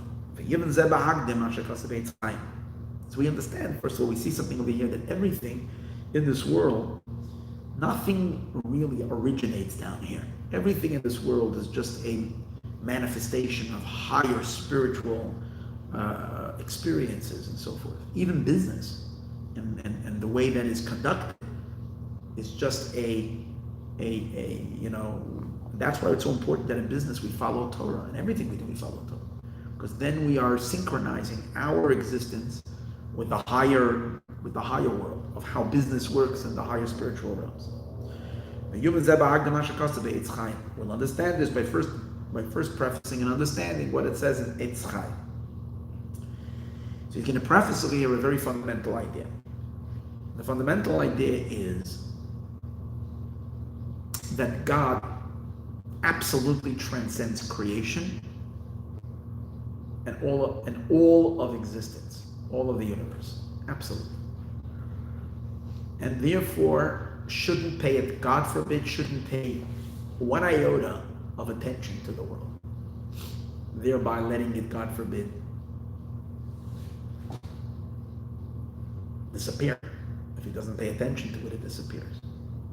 Obviously, God never ever let the world disappear off His radar. But why? It's not because he essentially gets something out of it, other than He does, but that's the thrill that He gets from the mitzvot. But other than that, the world itself is not satisfactory. Meaning, it's not just not satisfactory. It's not a something that He should get, that He should even pay attention to. It's absolutely nothing. To an infinite being, the universe as mega and as superb and as enormous that it looks to us, it's nothing to Him. Why did He create it? Because He chose so. So when the initial involvement was completely on His part. But after He created us, His continued involvement is contingent on us exciting Him, on us engaging Him. It doesn't come just from above. No, this is what I spoke about earlier. But for us to engage Him, we have to be important. So we engage Him by loving Him, by wanting the relationship. That's how we engage Him, by reaching for Him. But if we're nothing, as we spoke earlier, and therefore everything we do is nothing, so our reaching out is also a nothing.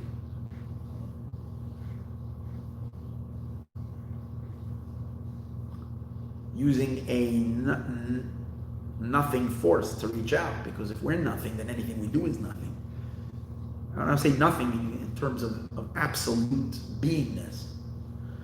So then our effects are nothing, and therefore, so how can we? So therefore, he's going to explain that God has to empower us to be able to stimulate it.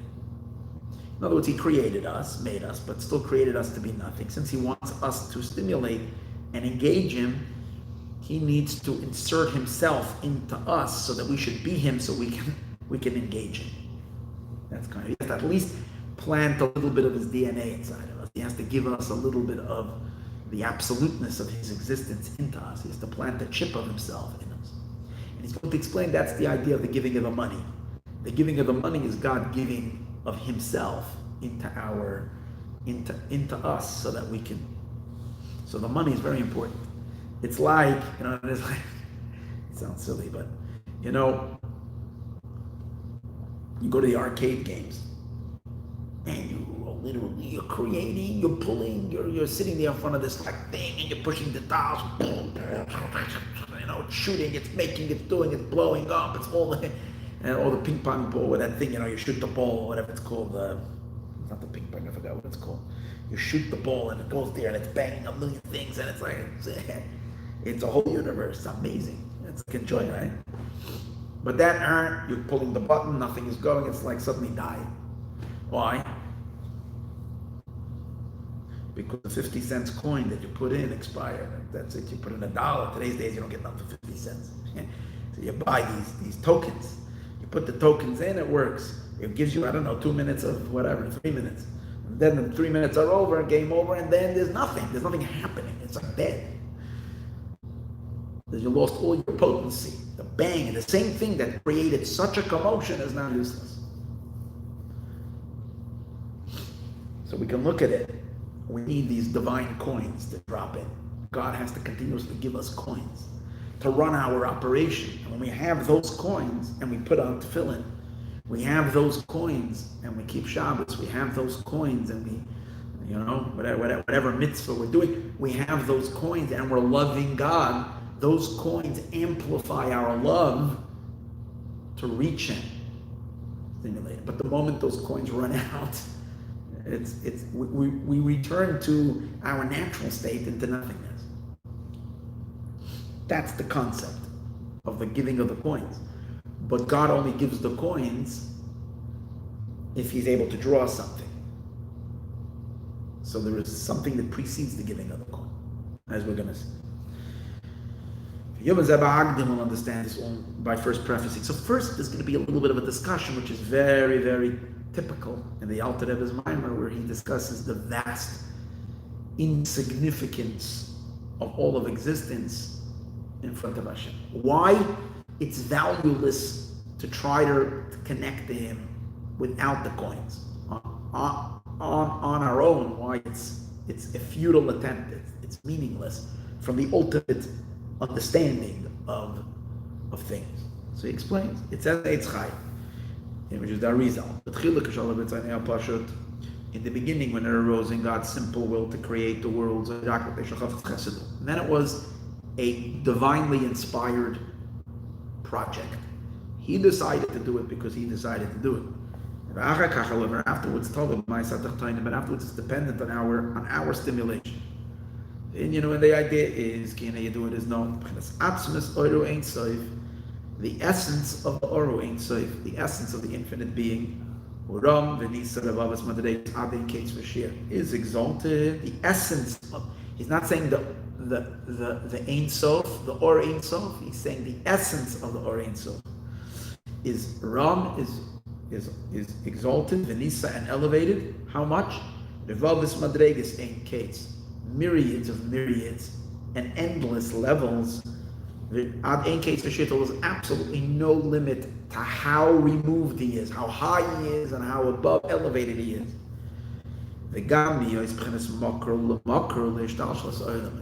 For him to even be a source of a source. Not talking about for him to be a source. For him to be a source to something that's going to act as a source to the entire beginning process of the evolution of worlds. In other words, he is not a source for a source to start even this process of diminishing of energy to become a source for worlds, because the very even beginning of that process is completely disconnected from. He is so beyond that you can't even say that he's a source for a source. Not just you can't say, he's infinitely removed from that. Makar lemish makar, to be a source to a source, to the chain-like progression of worlds, evolution of worlds, of abiyah, of what we call the four worlds. Atzilus, which is the world of emanation, Bria, the world of creation, Yetzira, the world of formation, Asiya, the world of completion. And even for him to be an encompassing energy. We know that God enlivens the world with two different forms of life force. There is one life force coming from Hashem that is called the little thread. It's called an indwelling light, and that's called a little thread that runs through all of creation. It's like a power cord. It's like a power cord that gives power throughout the entire system, but it releases the amount of energy to each world in accordance to that which the world can handle. That's called the inner light. And that's obviously different. The voltage is different in every level. And then there is a singular uniform energy in which we say God wraps himself around all of existence. And he affects all of them equally. And obviously this light that affects them all equally is so high that everything is equal to him. From the most sublime to the lowest, it's all equal. That means he has no relationship whatsoever to this whole dynamic that the head and the foot can be absolutely equal to him. That shows on its transcendence. So you would say that God has no relationship to the world. He has no relationship. When I say God has no relationship to the world, God himself is so beyond that he should be a source for the energy that will later be the life force of the world. Maybe that means for the indwelling light. But the encompassing, that's already, God is on God himself, we can say that he is the one that wraps around all of existence, and he is their singular superpower that he's above them. He's above them, the fact that he ultimately is the ultimate equalizer, but that is befitting for him that he's no, because that's also a source for creation. And that's what the main point that he's going to spend quite some time now explaining, that even this idea that God encompasses all of existence and influences everything, so to speak, from the outside, and everything is equal to him, so he's so much beyond it, even that can only happen after God diminishes himself, his light, dramatically. Only after he dramatically diminishes his light, then he can become an encompassing power for all of creation. But when his light is in its natural state, above, and in its, he's not even within the ballpark of being a source for creation. So I said, even to be and even to be the encompassing light, and the Lecha to the thread that comes after the first contraction. Because we know the way system, as we discussed many times, the system of how creation worked is at first it wasn't possible to have worlds because God's light filled all possible existence. Then God, in order to make space for the world, hollows out space. And that space is where he hides. And that's called the first contraction. It's called darkness. It was first darkness and then it's light. And then within that darkness, he inserts this little thread. And that little thread becomes the life force that later travels through the extension cord that goes through all worlds and all levels to enliven, to give life into them. So he says, so even to be this encompassing, so what do you say is the encompassing? Around the black hole is the encompassing light of God. And in the black hole runs that thread. Okay, I'm not getting into this because I don't want to get carried away, but this is the idea of the encompassing. So he says, even for God to be considered this encompassing light around this empty space where the thread runs through to create, in which this empty space is called empty space. And empty space. Vacancy or empty space. Which God's Eitz Chaim has stated in Eitz Chaim. And we're saying that God is not even that wrapping around, his essential energy cannot even be considered the wraparound light.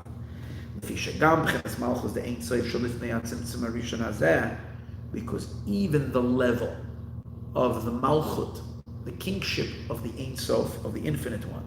That's before and prior to the Tzimtzum, before and above the contraction. That level is not the essence of the light, it's only the revelation of the light. It's only a ray.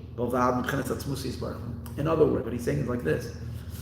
He says that the light that precedes the tzimtzum, that didn't allow the worlds to exist even, in which God hollowed out a hole, in which that black hole sort of came into existence, into which God extends, as we spoke earlier, the thread. So the light that remains wrapped around is the light that was there before the contraction, right? But even that light is not God. It's called Malch. It's not Ein Sof. It's called Malchus of Ein Sof. Now the Malchus, whoever been listening to these classes, we discussed this a million times. Malchus is the last of 10 Sefirot. So even though on this level you can't even speak of Sefirot of attributes, but in somehow we do speak of Malchus to represent the idea that it's already the Ein Sof as he's relating to the outside. Even in this primordial state, it's already Malchus. It's already a projection outward. And that's why it's only a ray. So he's saying even the encompassing light is not him. It's only a ray. It's not the essence of the infinite being. It's only a little projection. And he himself is way beyond that. Like it says, Ki imcha makor chayim, with you is the source of life. Ba'orcha, with your light, nira or, we see light. So the light that we see is the little light. Is that narrow kav, the narrow channel thread of light that goes through from level to level. I mean, it doesn't mean that we see it, but we can talk about it, experience it, understand how it works to a certain degree. That's that thread, that adaptable energy that decreases as it's going. That's called nira, or we see it. Where does this limited light come from? It comes from infinite source, and that infinite source is called ba'orcha, it's called your light. But it's only your light. What's light? Light is just a reflection. Light is not essence. So even the source of energy for creation is not him. Only which includes that encompassing energy is only a ray of him, not him. Pirish ba'orcha is b'chunas malchus the Ein Sof. The ba'orcha, we say your light. That's the level of malchus of Ein Sof. Shehu nikra oir hameir ma'atzmos. That's called the light that is illuminating from the essence. V'ashamira oir, and from that light we see light. That's the next level already. The kav v'chut, that's the light of this line and thread. Acharat tzimtzum harishon, that emerges after the first contraction. As we spoke earlier, this black hole in vacancy. Zeh mashakasav nira oir, we see light. B'pchenes ha'ara de'a, array of array. Hanikra oir shaltos. So we are the life flow that energizes all of creation in an internal manner is called array of array. Kedimyan oir meir achar l'mamasach. That's like the reason it's called a light of a toilda. It's a second level light. It's because it's like light that comes after a partition. First there is a partition. You have a light, and the light is strong. And even if you limit it, it's still light. As long as it's still the pure light. Then you put up a curtain, so it stops the light. And then some of the light passes through the curtain. The light that passes through the curtain already is like considered secondary light. It doesn't have the same level of brightness. Obviously, if it's a very thin curtain, it doesn't make a difference. But if it's a decent sized curtain, even though it's light, but it's like it's been downgraded so significantly that it's called already second tier light, not first. So the same over here is you have the first light. The first light was not him. It's also only a ray. It's that infinite light that's filled all possible states of existence. Malchus of Ein Sof. From that, then comes the tzimtzum. Tzimtzum is like the curtain, which it cuts it off. Then afterwards, the light reemerges as that line, that thread. That's called like a light that's coming through the partition. It's coming through the tzimtzum, through the contraction. Like it says, Yashas Cheshach Sisra, that he shrouds himself in darkness, and that's the partition. Uksiv, but then it also says that the partition, the darkness is the partition. But from the darkness, Megala Amukos, he reveals deep things, mini choshech, from the darkness. Megala Amukos, he reveals deep. What's that? That's the new light that comes out. This is the first light. Hanikra Kav Chut, that's called this thread, this line and this thread. Zau Sha'amar, Vayemer Lekindi Or. And it's on this, it's on this light, which means this emergence of light after the blackout, after the concealment, in which you have that thin ray of light, which again, we're calling it thin from God's perspective. To us, it's source. Blinding again, light, because it's, we're only receiving this thread a gazillion miles from its source, and after it has been literally diminished, literally an infinite amount of times until it's capable. So, but still, it's called only a thread. On this light, which is the ray of the ray, on this we say or let there be light, because before that it says that it was just darkness. That's the tzimtzum, and then from the tzimtzum, God said, "Let there be light." Or kadma, this is the first light. The Elokim is the darkness of the tzimtzum. Elokim we know is Gevura. So Elokim is the darkness. That's the first tzimtzum. Hazek Yedu as it.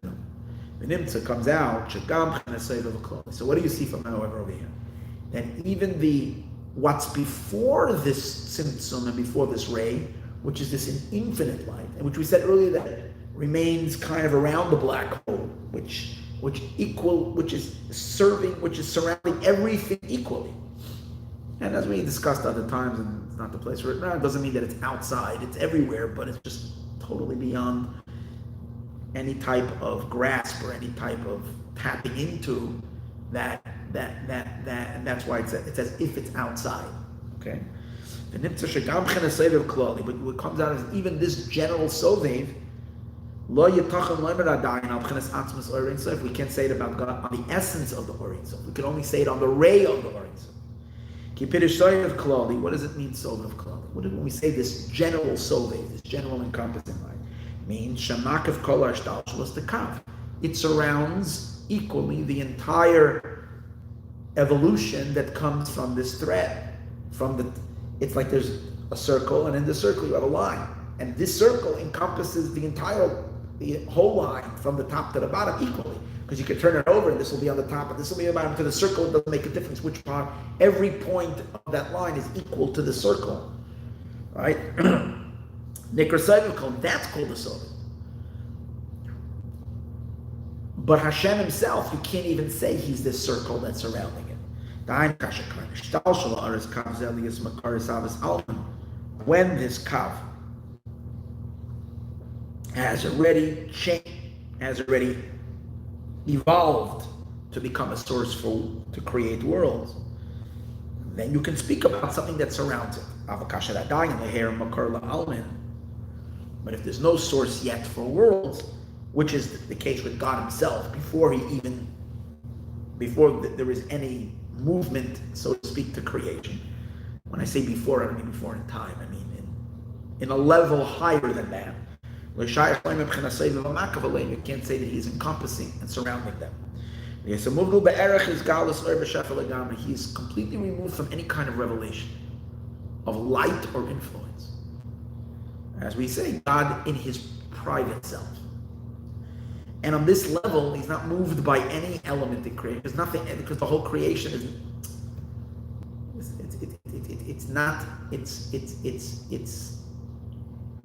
it's a non-factor at all. And this is what but yet he did emanate this light, which is called Malchus the Ein Sof, which is a source to a source. He did emanate, but why did he emanate that light? And from there contract and go on this whole series of contraction. Why? the world couldn't have called for their creation because they don't exist and they're meaningless. This was a choice on his end.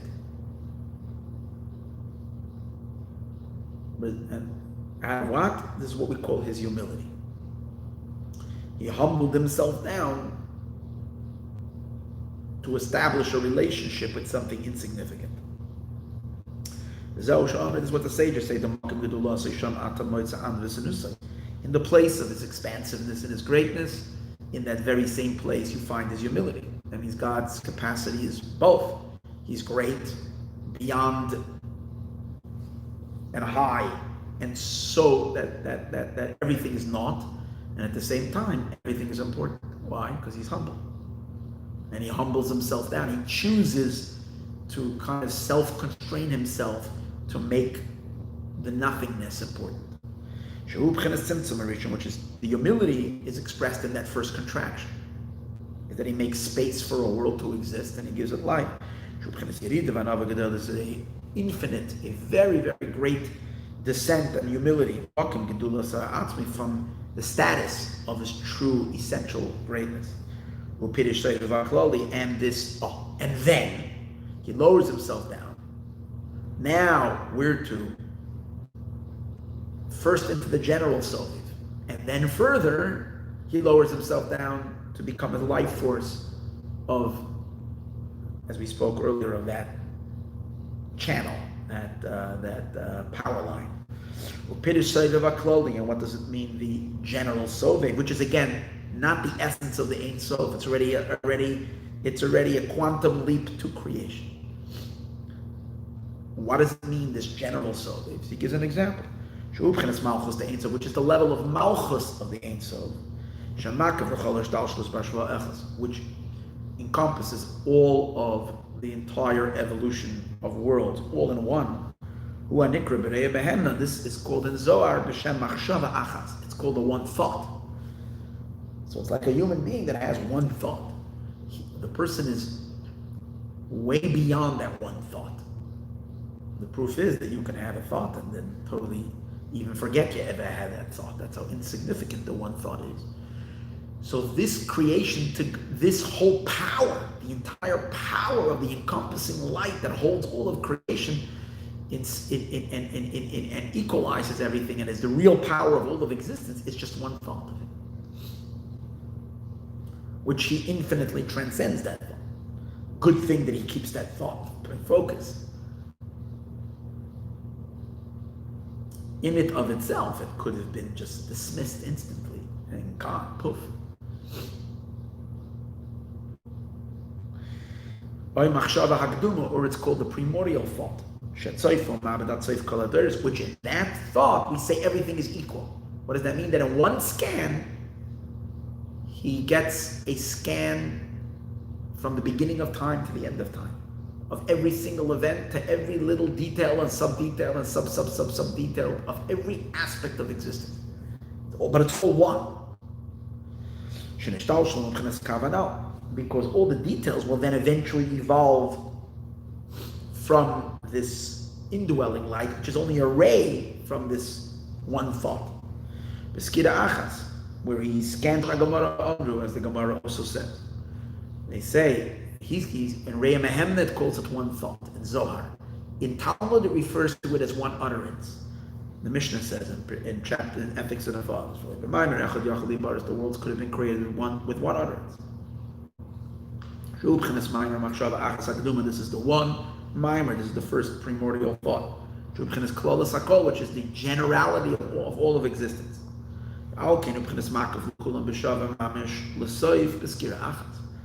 And that is why he encompasses all equal, literally from beginning to end, in one scan. Lives in his being. Here's an example. It's like a person who has a thought to build a building. So first, there is that general desire. I want a building. This one thought that he wants a building. If he doesn't want the building, then nothing is happening. Later, that he's going to choose a particular wallpaper or a particular design, a particular molding for one of the for the ceiling in one of the rooms, a particular color and a particular style of a molding, it's all there in the one thought. Obviously, the one thought has a house, has a mansion with all these elements. Without that one thought of wanting a mansion, if he's happy living in a garage and he doesn't need a house or a mansion, he's just happy over there, then there will never be a molding, and there will never be a bedpost, and there will never be a dining room table, and there won't be a garden, and there won't be fountains, and there won't be a gas range and a yard, whatever, all the stuff that he has. So it's all there in that one. And when he wanted a mansion, it's everything. Everything of the there is all one. It's one mansion. It includes it all, but it includes it all in one scan. Then later it gets specified in detail, and it becomes. But at this point, everything is equal in value. The gas range and the toothbrush holder isn't having any less value. It's all part of what he sees as a comfortable living space that will make him happy. Once you get down into the actual business of building and this and that, he might forego on the toothbrush holder to have a different color and so whatever. I don't know. He might, and the gas range is too important and he can't give up on that. But that's already, because you're evaluating things based on their utility and so on. But in that initial desire, it's all one. It's all of equal significance because there's no separation. And that's solely. But again, that's that one thought. And let's say this is a human being that building the mansion is not the dream of his life. Let's say this is a human being that's got a million other things. He's a super person, famous artist, singer, I don't know what, politician, teacher, ruler, I don't know, but he doesn't care for a home. Then he had a thought that finally he wants a house. He lived in an apartment, no problem. Now he wants a house. He had a very rich and busy, so to speak, and full life without that thought, without this whole project. Not really about human being, the need for a house and so on, it does occupy like a big chunk of your existence. But if we were to hypothetically imagine someone who really doesn't need it, he's living in one of the tents on the on the underpass, and he's no problem, he's happy. He's a billionaire. There was one. I read once a story about a guy. He's got billion. He decided to become like homeless. He has all the money, but he wants to live outside. I guess he doesn't want to be limited by any confinements. I do what I want. I want to sleep in a tent. I sleep in a tent. Outside. In any case, so imagine a being like that. And yet, he wants the man. He wants the house. So within the context of that thought, the house is important. But outside the context of that thought, the house is nothing. Close bottom lived this being to build a house, become I find them in various different ways. All included in this one thought, in one scan. And then afterwards the thought gets divided and detailed and sub-detailed and so on and so forth. Stated elsewhere. But even this one thought, which is called the one thought, has no value at all to the essence of the Ein Sof. In other words, even the Malchut of the Ein Sof is zero, because Malchus means already kingship. It means he wants the project, he wants the house, he wants the mansion, like God wants. But prior to that desire of kingship, it's only a ray. And even this has descended already. It's not only meaning it's a ray, but also a downgraded ray. And then this very thought has to then be processed through the contraction and then emerge on the other side of the contraction. That's the second symptom. That's the second degradation, diminishment. You're diminishing it into the focused light of the ray. This whole process is a very great humility. It's like the example of a great monarch, a great king, which lowers himself down to pay attention to something very, very small. As the Zohar says, It is not fitting for a king to speak the words of a simpleton, to be busy with simple stuff. He's busy with much more important things. And this is really the value of the divine 10 utterances. To God himself, 0. But he says not only is the 10 utterances have that nothing, that's already, when he's getting specific, even the general project is nothing to him. But even that one utterance of that one thought, Hanal, is also nothing. We'll skip for a moment. There's a little parenthesis over here, and I want to come, very important one. I'm going to come back to that, but let's go with it. And that's why it says in Eitz Chaim that in the beginning, when it arose in a simple will to create the world, it was purely out of kindness, humility and kindness. That the humility is really a kindness. Kindness means that he is responsible for it. Nothing is there to call him into it. He's not responding to anything. He is projecting. And his kindness was to give to a low place. Like the nature of the nature of kindness of a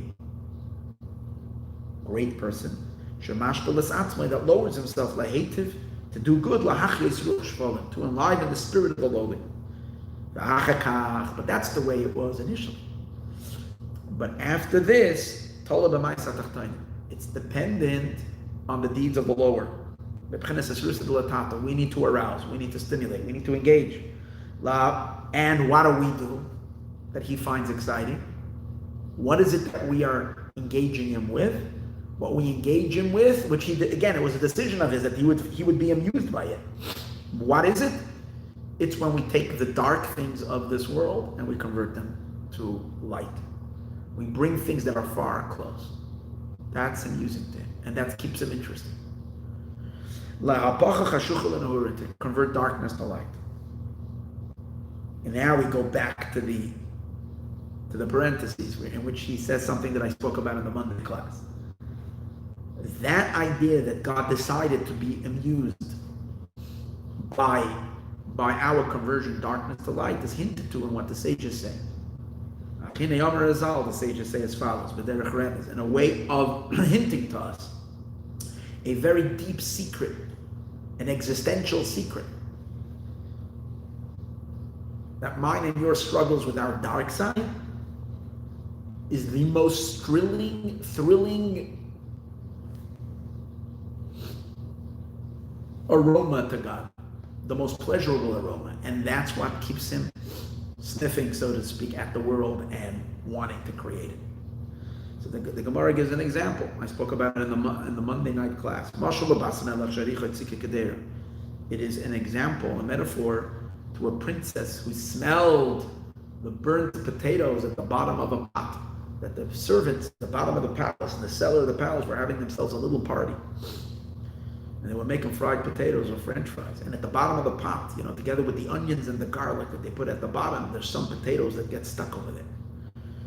And she smells it. She wants those burnt pieces of potatoes. And it's not honorable for her to eat that. It's not what a princess eats, but she does want it. She wants those burnt French fries from the bottom of the pot, with the onions and garlics that are half burnt that are out there. That's what catches her craving. So they bring it to her quietly because she's uncomfortable with them serving this. She can't have an open display of this, so she finds herself a secret place where she can enjoy it. We say to her that it will be for her an embarrassment. But if she doesn't get it, she can't tolerate it. She's not getting what she wants. So they brought it quietly. The Gemara used this as an example. I spoke about this on Monday. That we say Baruch, the Gemara Masechet Pesachim, that we say Baruch Shem Kavod Malchusay Le'olam Vad. Even though Moshe didn't say it, but Yaakov said it. This phrase, Baruch Shem Kavod Malchusay Le'olam Vad. Blessed is the name. When we say the Shema, we say blessed is the name of the heavenly kingdom forever. So, why do we say it quietly? Because the Gemara is giving the example of this of the queen that wanted something, but you have to give it to her quietly. So this simply means the Jewish people want to say something, but they're uncomfortable because Moshe didn't say it. If you look in the Shema, in Chumash, you don't see that verse. But Yaakov said it. We discussed it on Monday, that Yaakov said to when Yaakov wanted to reveal the secret of when Mashiach was coming to his children, the Shekhinah left him. And he suspected that maybe the Shekhinah left because maybe one of them is hiding they're hiding that they're heretic, they're non-believer or so forth. So he was suspecting, he asked them. And they said, Shema Yisroel, here Israel, your God is our God. We're in. We're in your team. And Yaakov heard that and he said, Baruch Hashem.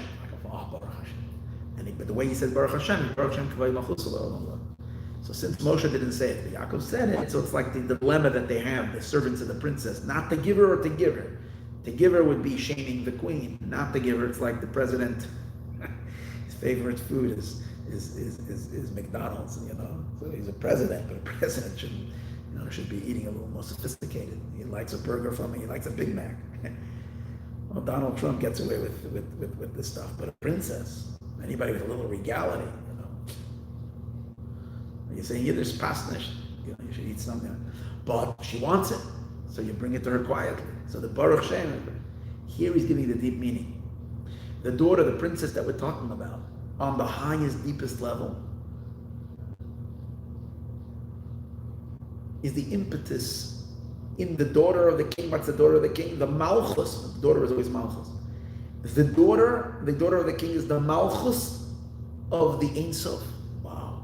That queen, that princess, the daughter of the Ein Sof, the Malchus of the Ein Sof, that's the encompassing infinite light. What keeps it engaged? What gets it involved? What continues the stimulant? She smells those potatoes and those onions. And what's that? That's mine and your struggles. Every day. Today. So, what difference does it make? Who cares if I overcome my temptation or I don't? Who cares? Something that's happening in my own little dark space. No one even knows. I'm hiding. I'm just for myself. Who cares? No. You triumph. It's garlic. It's so tasty. And it's stimulating God's interest in creating all the cosmos. Because the reason you're triumphant is because God doesn't approve of it. So we are struggling with the darkest stuff. And yet, it's like, and the reason why, and that's called Baruch Shem Kavod Malchus Adonai, because Shema Yisroel Shem Elokeinu Shem Echad, which we say loud, that's the unity of God from tzaddikim, of righteous people who see the unity and they're just melted in God's infinite light. They're in a state of ecstasy and purity. There's nothing but God. But when you're struggling with something dark and you really feel frustrated and you can't do it, think it, say it, feel it, eat it, whatever. You're then the person is in at best, you're in a very murky state. And when you acknowledge God there, it's not like you're seeing His truth, because if you'd see your truth, you wouldn't be attracted to this garbage. You're attracted to the garbage because you're obviously not seeing God's truth. But you are recognized as His kingship, because if you wouldn't recognize His kingship, you just say, hey, what? I want to do it, let me do it. This will make me happy. But you say, no, God is my ruler even here. That's submission. But it's not a refined submission. Angels would never do that because they wouldn't have the struggle. So it's like that God should celebrate such murkiness is not fitting for Him. So the Baruch Shem Kavod Malchus Adonai Vod actually represents all the human struggle that the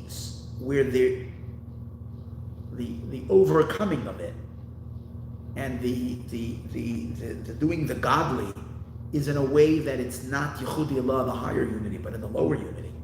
In other words, we feel ourselves and our impulses and desires very much that are very unholy and ungodly, yet we surrender it to God. It's called the lower unity. All of that is included in the Baruch Shem Kavod Malchus Olavah. That's a pleasure and that's more pleasurable to God than the Shema Yisroel, and because that's the dish, that's the royal dish that's cooked by the gourmet chefs that are working in the kitchen. She's not interested in all that gourmet food. She wants those burnt potatoes at the bottom of the pot that her servants are having a party, a late night party. That's what she's smelling, and that's what she wants. And that's what God gets pleasure of, the human struggle. And that's cool. He's going to explain when we bring it quietly. Quietly means, Baruch Shem, we say quietly, but it also means that when we pray Shemona Esrei, we elevate all these sparks of holiness that we've extracted from all of our struggles. We extract sparks of holiness. We do it by when we say Shemona Esrei, it's being done quietly. It's holiness. It's sneaking it in. That's the idea. The high Nubchines Malchus, the Ein Sof, it's the Malchus of the Ein Sof. Shenekras Bas Melech, she's called the daughter of the king. The Richa Tzika Kedera, she smells these burnt fries, these burnt part of the pot. Ubchines Abirudim, these are the sparks of holiness. The Reish Peches of the 288 Shenaflu B'Biyad, it fell into the three lower worlds of Bria, Tzir, and Asiyah. Kadeshi Yibchines Bittul Hayesh.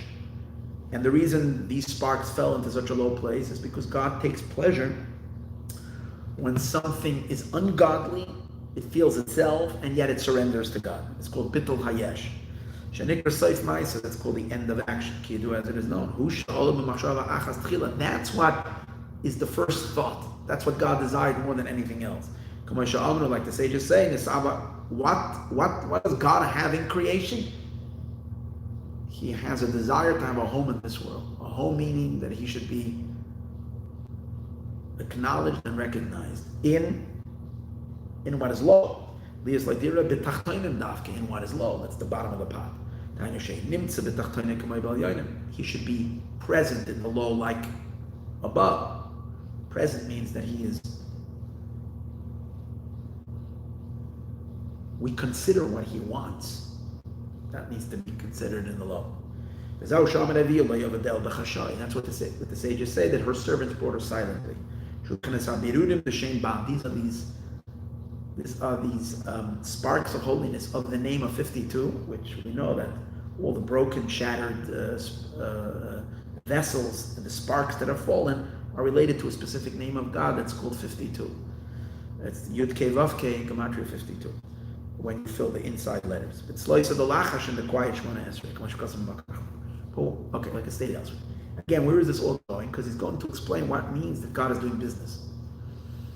Once we understand that God has no relationship at all to the creation, he has chosen that he does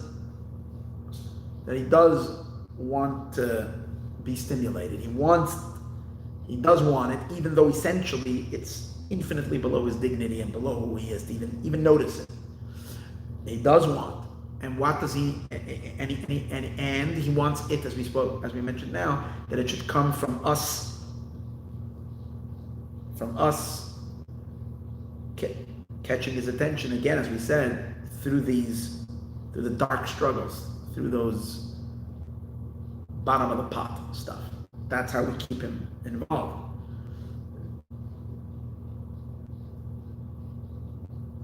That elevation of giving, surrendering ourselves to God, that's called God is purchasing something. He's taking something to his domain. Something that would have ignored him, something that would have claimed its own autonomousness, has given up for God. That means it has now been elevated. That's called drawing the object. He's drawing something. And that drawing, again, is what keeps him connected. Then, as a result of that, he gives coins. But he's first going to explain, but hold it, how can these sparks even reach him if the drive or the spark, as we're going to see, all of this is part of creation. It's all finite, and how can finite stimulate infinite? So that's what he's going to add. However, he's going to say the root of the deeds of the lower beings in our arousal from below, in order to awaken the arousal from above. And on which level? At least on the level of the encompassing light, which is the Malchus of the Ein Sof. to a Ra which is infinite, even though it's already second level from the essence which is even beyond that. But at least on this level, once he's already decided on that one thought, but even that one thought, for it to be attracted by anything that's happening from this little thread, and especially at the end of the thread.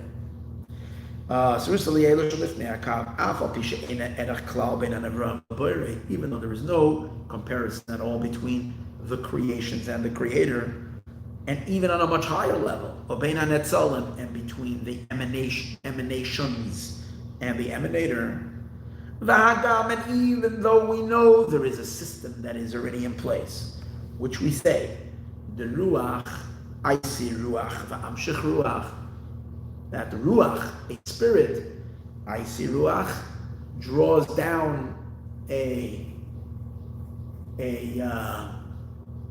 spirit, v'amshich.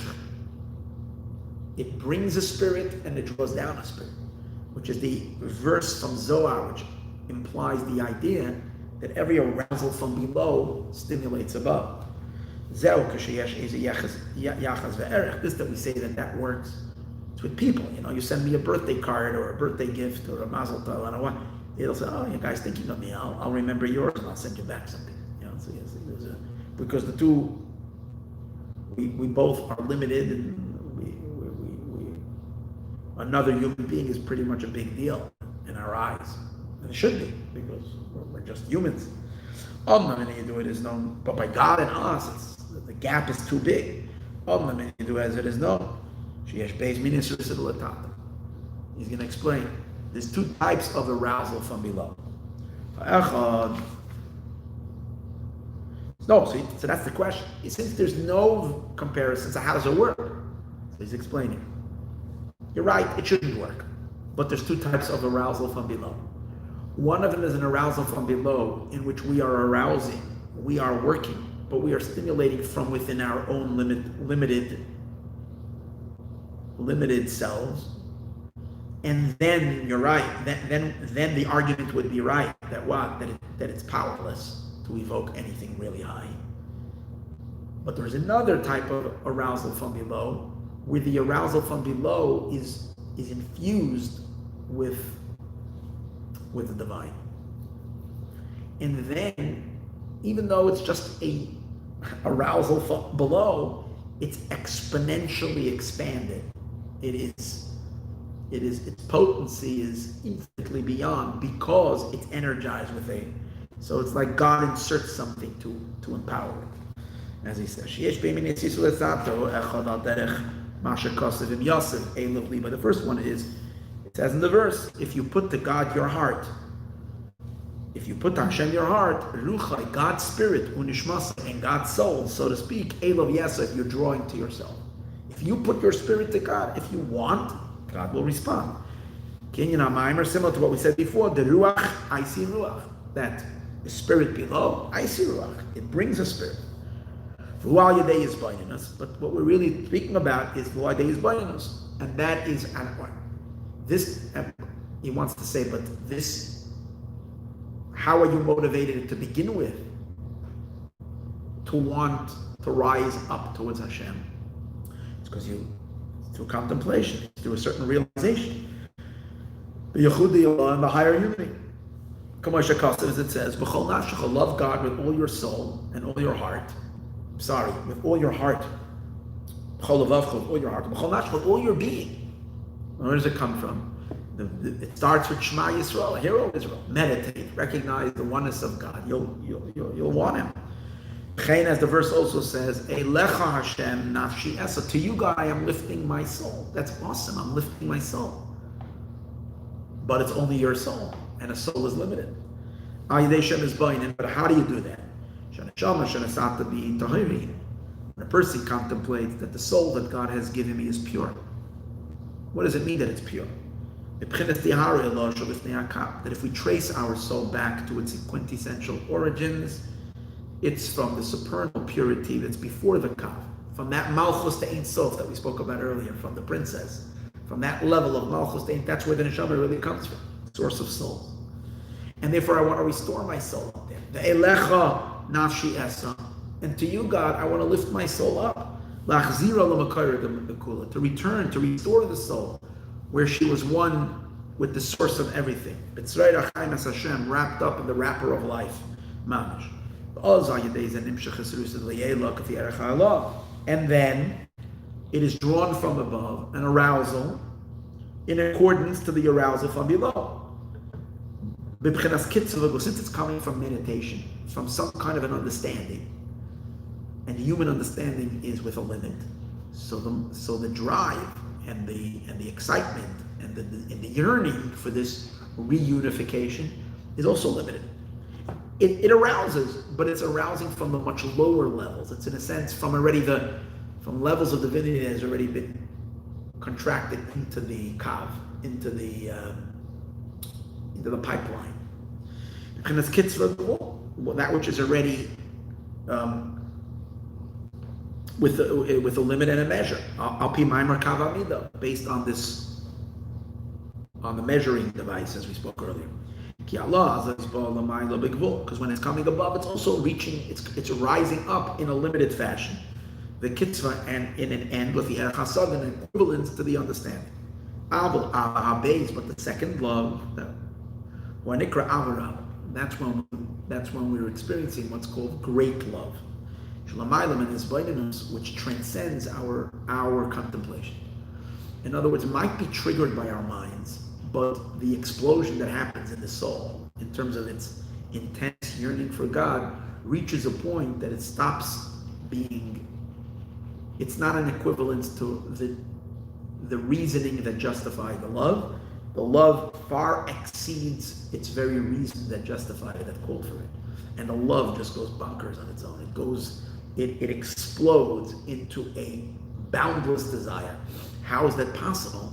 Because even when it's boundless, it's still finite, because it's still you. No, because at a certain point, you're actually start riding. It's like a surfer. You know, you're there, you're on the water with, in a sense, you're paddling. You use a paddle, your own paddle, but then you catch a wave and you're riding the wave. So that's what happens to a soul that's seeking God. At a certain point, you catch a godly wave, and that lifts you up with the power of God, and then that energy is no more your human energy; it's a godly energy. But it's the person experiencing it, and that's what can create this true connection of God's. It's not just going to push the buttons of the system; it's going to go totally beyond the system to get God Himself engaged. So it's beyond contemplation. And this is the third part of the Shema. It says you shall love God with all your heart, all your soul, with all your much. Much means boundlessness. That which doesn't have an end. And by doing this, you evoke and you stimulate the arousal from above. From a level of the supernal ma'od, which is infinite, which is this great love. It's not God's attribute of kindness. Attribute is limited. It's where God desires kindness, or has this deep pleasurable desire in kindness. It's this essential kindness, and it's Ein Sof. As God's love from above. As we say, I love you from my very essence. The light of the essence of the Ein Sof. Which is beyond its limitation, higher than its limitation in symptom and contraction of limitation. And that's why in Zohar it speaks of different gradations of love and of fear. And in general, divides it into two levels of fear and two levels of love. Because one level of fear and one level of love is when the love and the fear is just human. And the higher level of the love and the fear is when the love and the fear is divine. Daled Madreg is the Rechimu, fear and love. Rechimu, Chilu, and love and fear. Which are these two, when you speak of two levels of love, it's these two loves. Ava Rabba, the great love, it's called great because it's boundless. Ava Zuta, and the small love, which is human. And it is known, now, whenever we're talking about love coming from the human, coming from us, that's called man, that's called feminine waters because it's our love. But this great love, which as we said before, you're surfing, you're doing your work, you're actually pushing your paddle, which can only push you as strong as you can move in the water. But then you're catching this wave, and the wave picks you up, and it carries you, first of all, so much fast. That's the thrill of a surfer. It picks you up, and it takes you, carries you high up, 100 feet or 50 feet, whatever, up, and the speed of it is so amazing, and the thrill is incredible. That's called masculine waters, because God picked you up. That's called masculine waters. Now this arousal from below. Now, how about the first arousal, which is, as we said before, a human love, which does trigger, but triggers only a response from a limited level of the divine. Even this, he says, we need help from above. Because sometimes our heart just gets so stuck in the foolish things of life, in the temporal things of life, and we don't leave any space to meditate. Because he said earlier, how do you get to that love if you meditate? And who has space to meditate? And even if we do meditate, how deep is the meditation? And sometimes even if we do a proper meditation, because the heart has become so desensitized and so lost in the coarse pleasures of the world that it loses its ability even to recognize godliness and to yearn for it. So so even for the lower level of love, we need some assistance from above. So even for the first love, and Yosef Elov, that you're putting your heart to God, Lecha Hashem, to you God, I am lifting my soul. It's still considered the person. Even to have this arousal from below, that too requires assistance of love from above. From above downward. To give strength for this, to crank up our engine. And this is called masculine waters. But that's called masculine waters that comes before we've done anything. Like a person's car is stuck and you go over and you pull out whatever they call cables and you give him a jolt. So when God sees that, at least we're tinkering.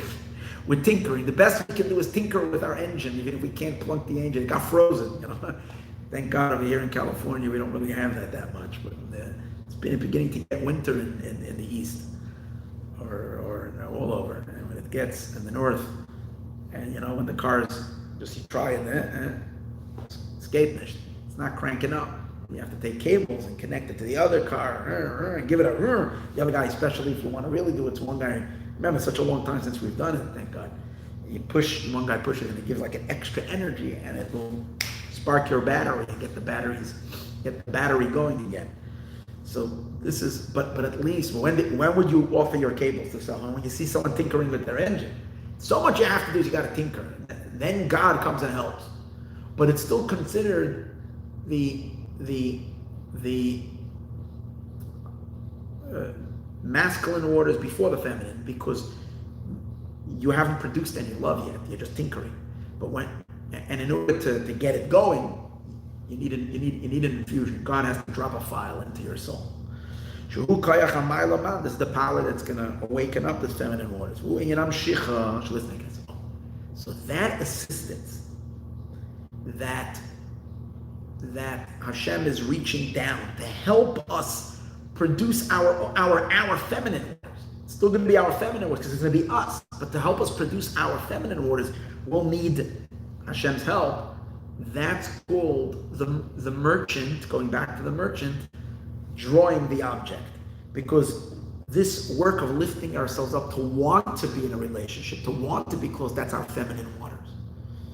But if we can't get off the ground, he has to stick his hand out and help us get off the ground. And that's that pulling, he's drawing it. Because when you're doing Meshicha, when the purchaser is buying, he's pulling the object from the reshus, from the domain of the seller to his reshus. And that's why above it says, You see it in a pasuk. Ahavas olam ahavtich. With an everlasting love, I love you, God says. Al kein mishachticha. That's why I'm pulling you. I'm drawing you to me.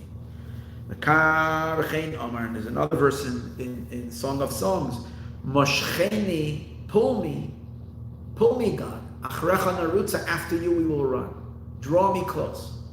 Shukoyach elyon, this is a supernal power, that comes down from the light, from the supernal love. Lasois meshicha, meshiches halom u'matal, to help draw the pull from below upward. So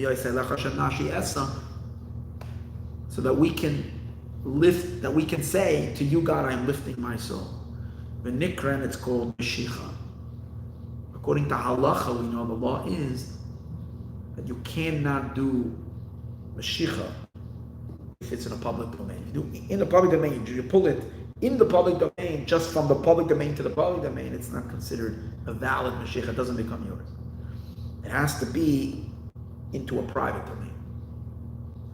So that's because v'nikra meshicha rabim l'shisa yachid. It's called drawing it from the public. Spiritually, it's that way because until our hearts are directed towards Hashem, it's considered we're in the public domain because we're just all over the place. But when we experience God's unity and we want just Him, that means we're in the private domain. We're being elevated from mountains of separation, which represents the world of klipa, the world of shells, the world of unholiness, which is all fragmented and separated. That's within the world, the yichud elyon, and we include ourselves into the unity, the atzmas of the essence of the Orin Sof, which that's called the private domain. Machshava achas, it's the one thought, the dynamic. You're going back into the oneness as opposed to the many. That's how God is purchasing something. But when He purchases something, He's got to pay. He acquires everything. How does He acquire everything? Through the Jewish people being all over the world, doing mitzvahs and turning their hearts onto God constantly. He's acquiring all of the world to become His. Through this pull, where God is pulling, this is obviously referring to people, but it's also referring to objects and entities, all the sparks of holiness, God pulls them. God draws the sparks that descend. That's why you have a convert, a Gentile, who suddenly feels so desperately that they need to be Jewish. Why? They can't explain. Something's pulling them. What's pulling them? The spark is being pulled. God is drawing them. To raise them upward into His essence. This is called the power that elevates feminine waters.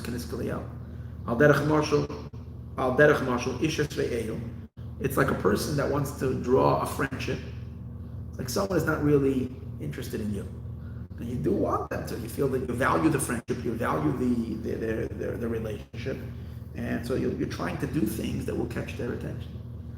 So you send them a gift, you give them a ride, you give them this. You make yourself, you put yourself into the zone of their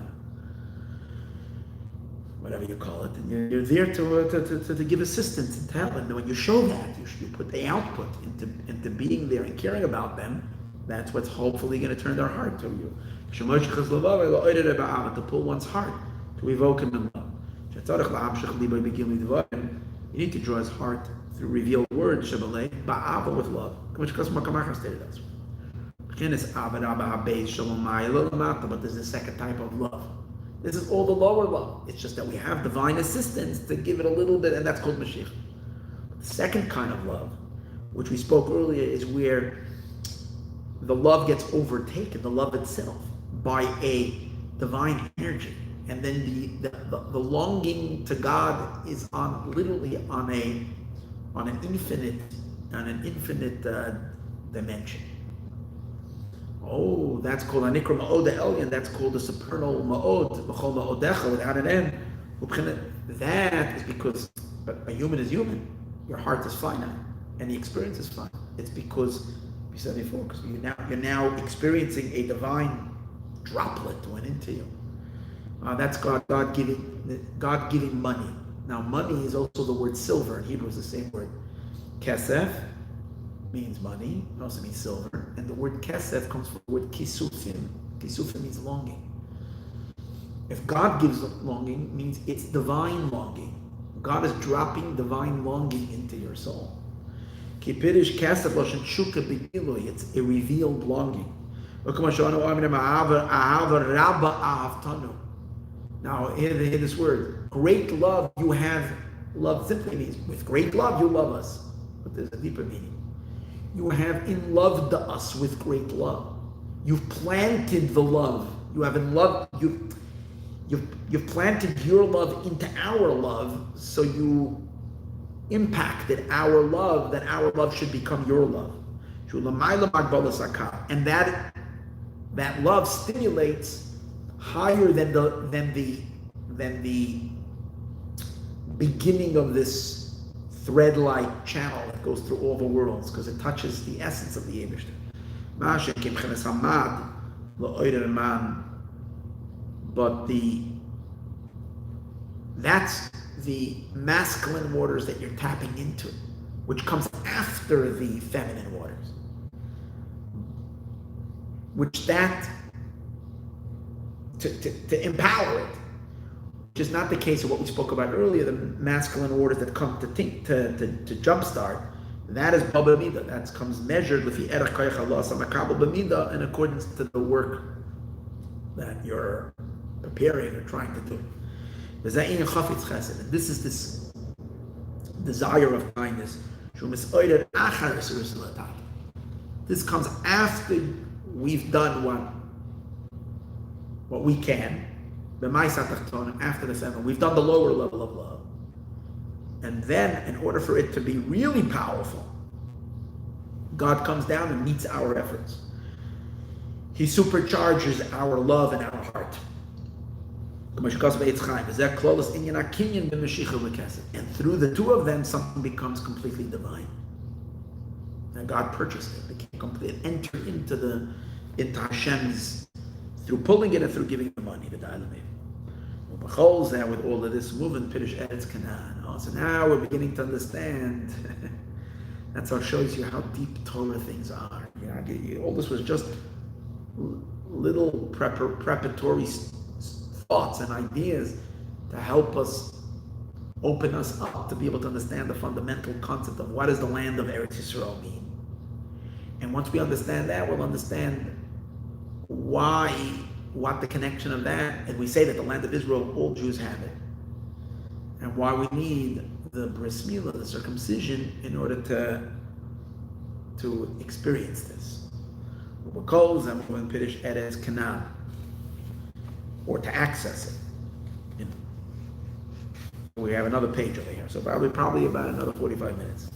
And with all of this, we'll understand the idea of Eretz Canaan, Shul Maloshen Seicher, the land of Canaan, which is from the Lashon of Socher. Socher means a merchant.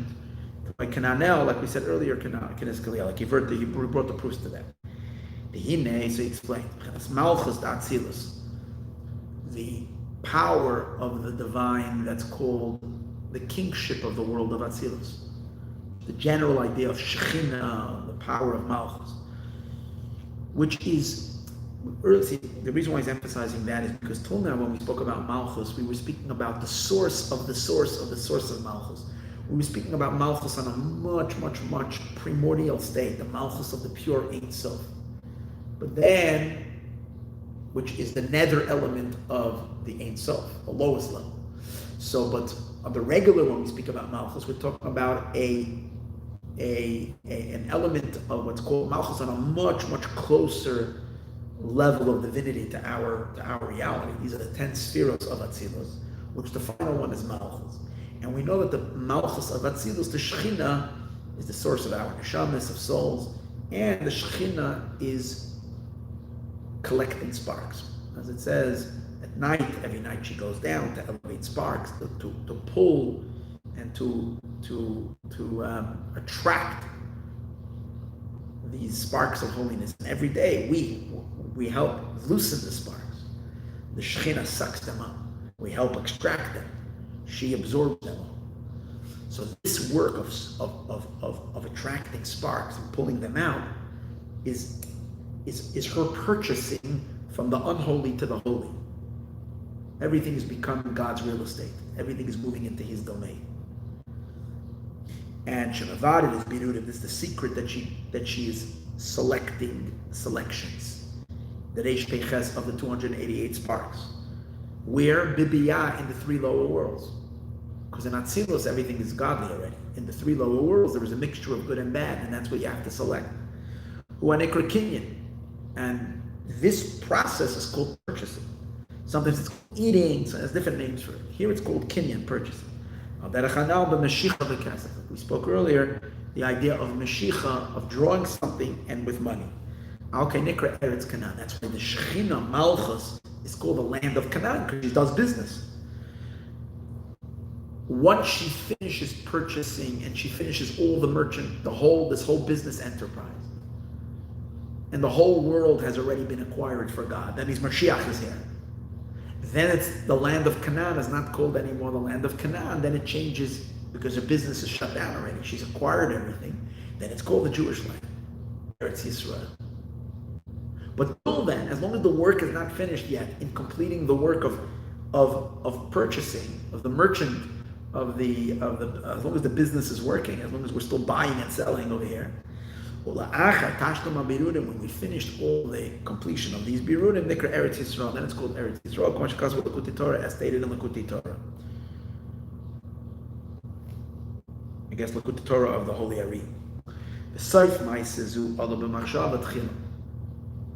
Now this is happening on our individual malchus of our solar system. What I mean is of this existence called Bria, Yetzir, and Asiya. But this traces, this idea of purchasing traces and originates, traces its roots back, and it originates not only in this level of Malchus, but on much more primordial levels of Malchus, all the way to the very beginning of the Malchus in the Ein Sof. Why? Because this action that Malchus will do was what arose in the princess's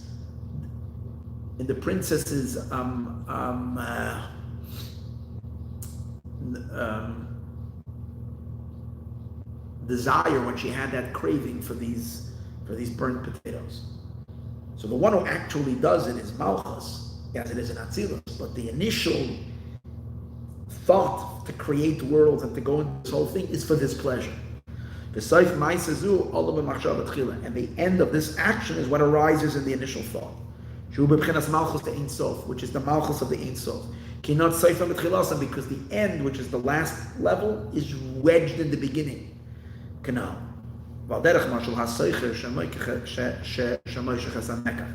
So just like the socher, just like the merchant, who first pulls, first draws, and then he gives the money back, so too, every spark and every element in creation gets elevated. Drawing means drawing out of the public domain into the unity, into the supernal unity, the Ein Sof of the Ein Sof. He acquires everything. Through the acquisition, the kesef, and the money,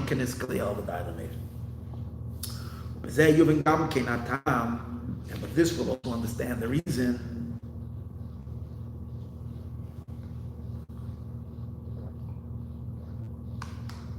Eretz Canaan Nekreis, that Eretz Canaan is called Eretz Zav Aschala V'Dvash, the land that flows milk and honey. Why is it called milk and honey? What's the significance of this milk and honey? And now we'll understand. The idea is, as we said earlier, that the two types of love. First, we initiate with a smaller love, and then our love is upgraded. We receive the godly upgrade.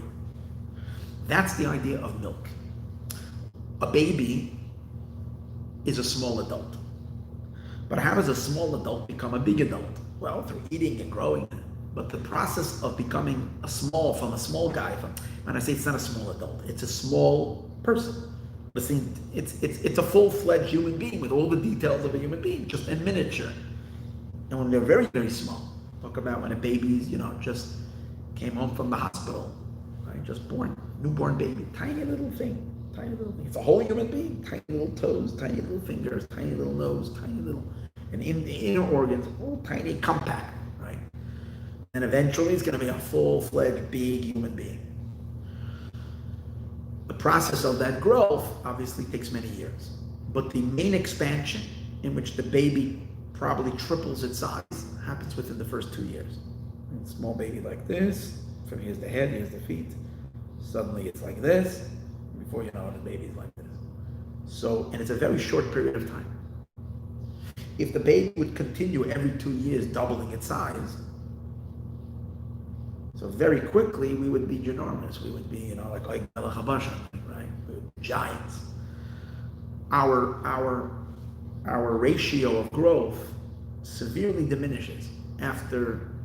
But what's the period of time that the baby has such incredible expansion in its growth? That's the nursing period, and that's what the mother milk does. The mother's milk takes a small human being and turns it into a big human being.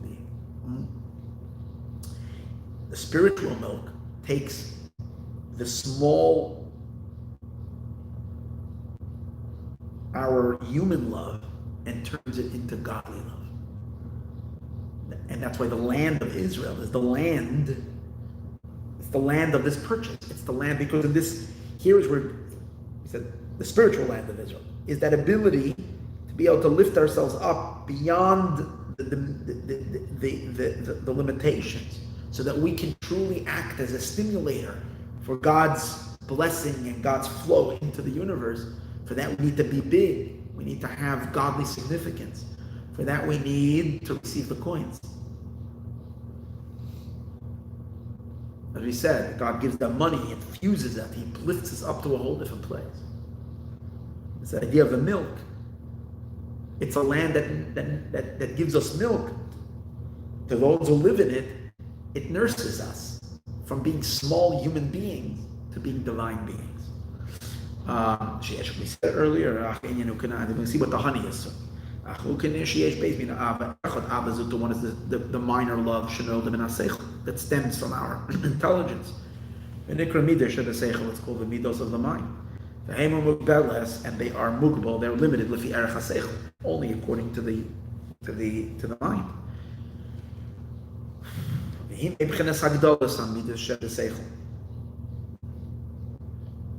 So they're limited according to the mind. How do our midos change? How does our emotions, how does our love change from being intellectual emotions to being actually limitless, as they become beyond intellect, and it's called great love. The b'chinas ma'od, that it should be not b'chol nafshecha with all your capacity, but b'chol ma'odcha with boundless energy. That power is called milk. Just like milk that a baby nurses. Through that his limbs grow. All the days of nursing kidu, as it is known. And the milk enters into the child. And quietly, silently, the effect of the milk is done. You see the baby growing, but that the milk is doing it. It's a very quiet and hidden way. It's like it gets done. You don't realize it. It's the mother's milk that's causing this massive expansion. So it is the emotions that are of the mind, created by the intellect, expand into something much larger. In order for it to become ma'od, the great love. Through this great love that is drawn down, that comes from up downward, that enters a mayor and again, you don't notice that you are overtaken by something godly. You don't notice that you're riding a wave. Well, mayor, it's like in a concealed way. It goes into the midas shebeseichel, into those very emotions and love that you have created. Lahagdilam, to expand them, these b'chinas ma'od, that they should be infinite. And even though there was already a drive, there was already an energy in these midos. These midos had the mochen already. They had already a justification. They had already an engine driving them.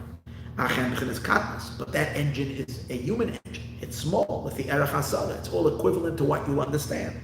By the but through this great love, when this higher love is illuminating them, then they grow and expand way beyond what they were before. There's built to for them to become limitless, completely. This is the meaning of a land that flows milk. Eretz is this, the Shechina, Malchus of Atzilus, the root of our soul. Our souls are residents of that land, which means that because we have access to the source of our neshama, which is the Shekhinah, we can drink her milk. The land gives us milk, like a mother nursing a child. We drink that milk and we can experience love, and it's not available for all, not for angels and not for humans, only for the Jewish people that are the inheritors of this land. It is compared, she's compared to a socher, to a merchant. And that she acquires through pulling. The sharsha b'malchus the ein soif. So it's interesting. He's going to explain different a little bit than he said before. According to what we explained earlier, there is two types of assistance coming from above. One of them helps us with our human law, and that he calls the drawing, the pulling. The second one helps us attain a whole different level, and that's giving the money. Over here, he switches it a little bit. As you're going to see, he makes reference to the fact that he switched it. He asks in here, is that he already includes the upgrade into this infinite love already in the drawing, in the first element of acquisition, pulling. And the giving of the money is a second upgrade, as he's going to explain in a moment. Is even higher, as we're going to see. The sharsha of the malchus the ein soif shenikra Eretz chayfet, and the root of this Eretz, of this pulling, is not just in Shechina, in malchus of Atzilus, but in malchus of ein sof, and which is called the land of desire. It's through God pulling and lifting. It's because the soul becomes, when you experience this type of a love, the soul becomes completely absorbed and is subsumed by Atzmas or Ein Sof, in the essence of the infinite one. And then the love to God knows no limitation, no limits. The B'chinas Ma'od, it is infinite. Here he asks the question, even though we said earlier that the power of the feminine love, that's called, even with the divine assistance, where God helps it, that is here to create this arousal from below with self-sacrifice, where we give ourselves over, in which we're lifting ourselves up to God, which is a limited love, according to our understanding, as we said earlier, which is only called b'chol nafshecha, with all your soul. It's not called b'chol ma'odcha right yet. It's not yet b'chol ma'odcha with oil.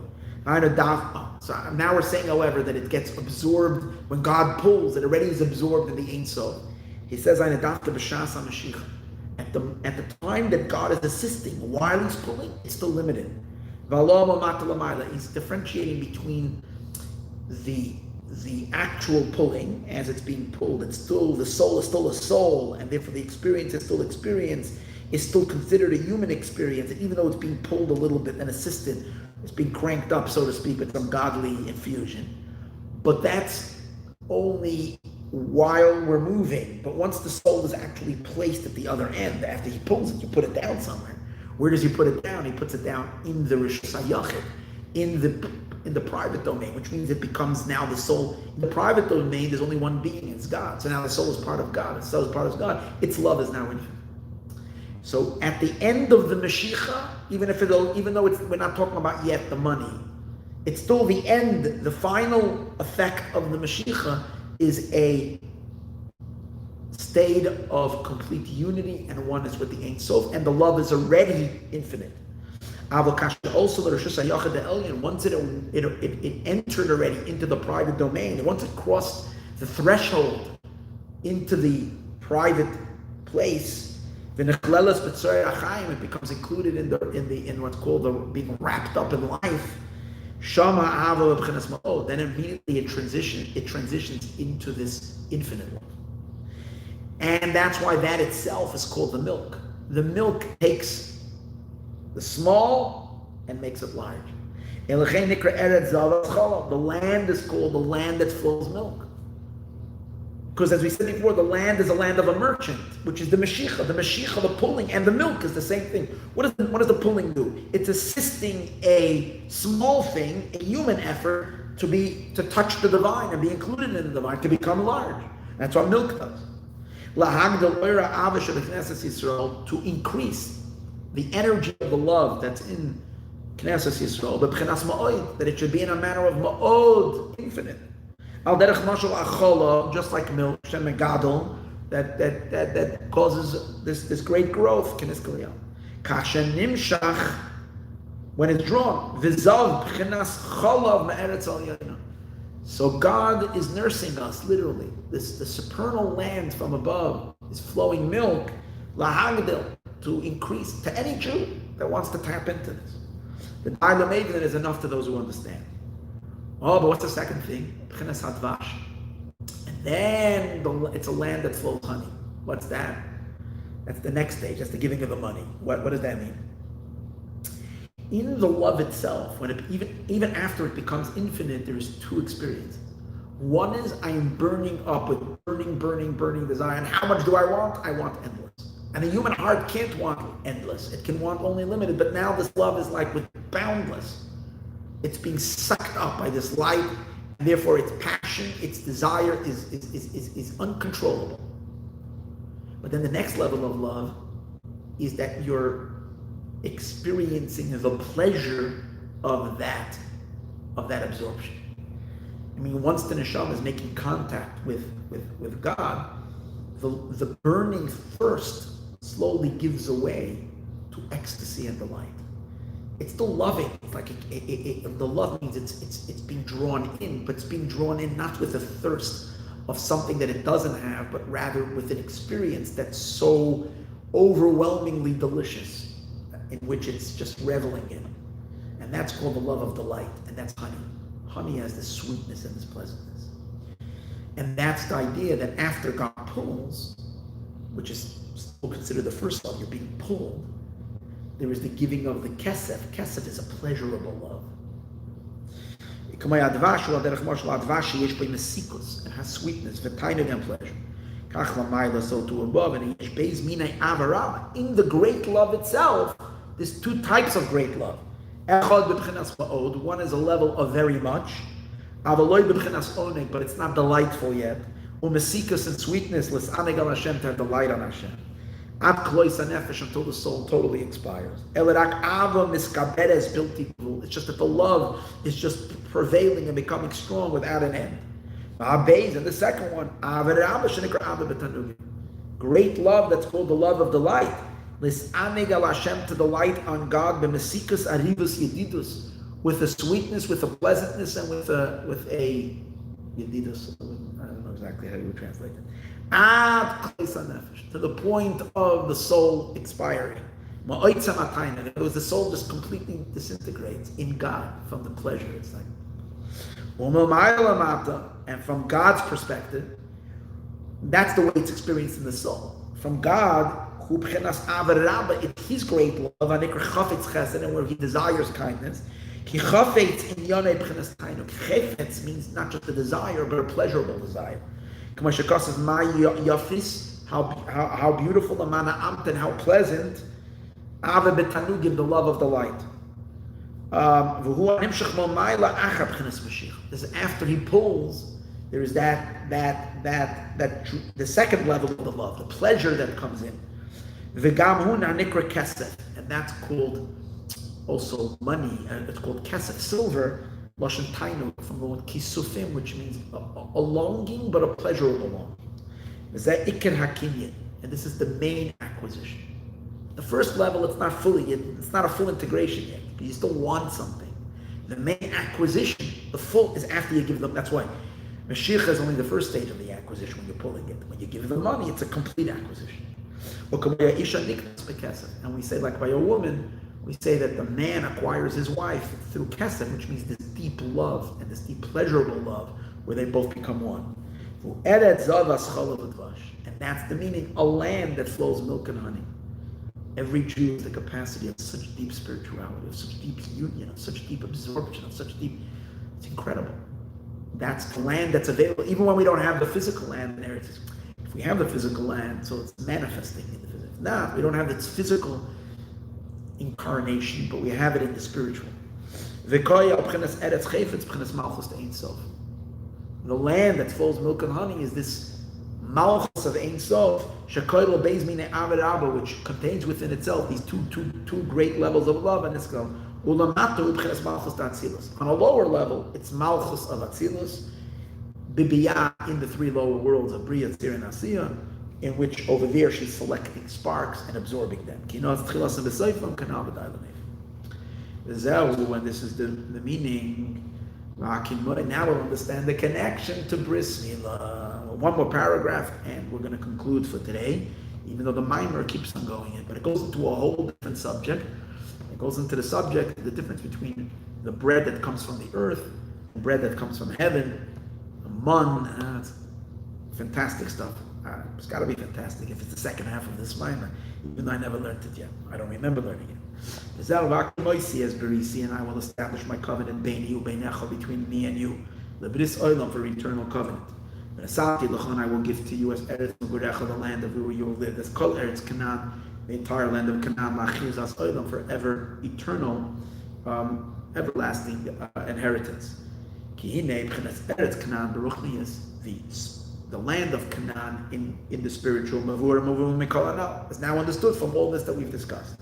It's the elevation of the soul, Mila, where the soul becomes integrated into the divine, b'mashicha, through these two powers of milk and honey, which is mashicha, being pulled, which is the milk, the kesef, and the money, which is which corresponds to the honey.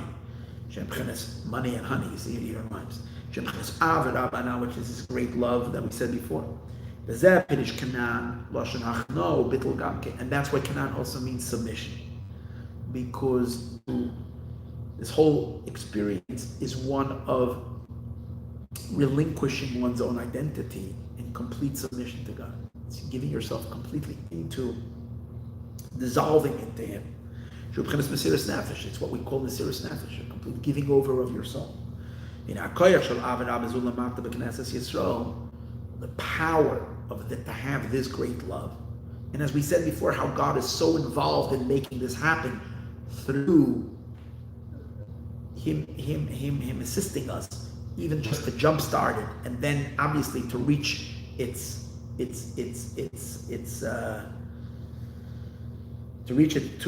to see it through to the end. Shanikra Eretz Canaan, which is called the land of Canaan. As we said earlier, we have the assistance from above, as we said before. That divine assistance to help enable all of this is also the concept of the Bris Mila. That called Ikar Inyan Mitzvah Mila. The idea of the Mitzvah Mila, of the Mitzvah of circumcision. The circumcision has two parts to it. There is the removal of the negative, and there's the revelation of the positive. One way of looking at Bris Mila is that there's an arla, there's something ugly, something not nice, something that God doesn't like, that presents the impurity, and that has to be removed. Okay. But then there is something holy about the bris. Because there's two mitzvahs. There's one not to be arla, there's another mitzvah to be mo. In other words, the bris itself. Why? Because the bris itself is when you remove the foreskin from the bris mila, there is the top of the limb where the bris is done, which is has the appearance of a yud, the letter yud. It's the yud. Imagine that. Those people have cheapened and so coarsened. The whole idea of intimacy and all of that to become so ugly, it's so unholy. When now suddenly we're finding out that it's the yud, which the yud of God's name, and that's part of what Bris Mila is, to reveal the yud. That yud is the yud of divinity. That's the flow of the divine insertion that God meets, that God the God symbol, that God is attached to your body. The yud, that's where God is. Hashem's infusion of Himself into the body, and particularly, he's going to say it's the chesed. It's the point where the masculine waters flow. The idea of masculine water is also related to the bris milah, because that's where the union between a man and a woman happened. So but it's the flow of the power of chesed. It's the God input. So that's in a sense, that in order to bring about Eretz, Zavas, Chalav, Dvash, which is this fusion, there has to be the divine assistance, which is the idea of Bris Milah, revealing that Yud. But as we said, that Yud is not revealed until you remove the Arla, because if the Arla would be on top of it, then the Arla, which represents the forces of darkness, would be able to hack and to derive, siphon energy from this infinite input, and therefore be infinitely strong. So you have to remove that. Remove the klipa. Mitzvah is the whole idea of the main idea of Mitzvah Smila. To be this great love in every soul of Israel. It's the infusion coming from the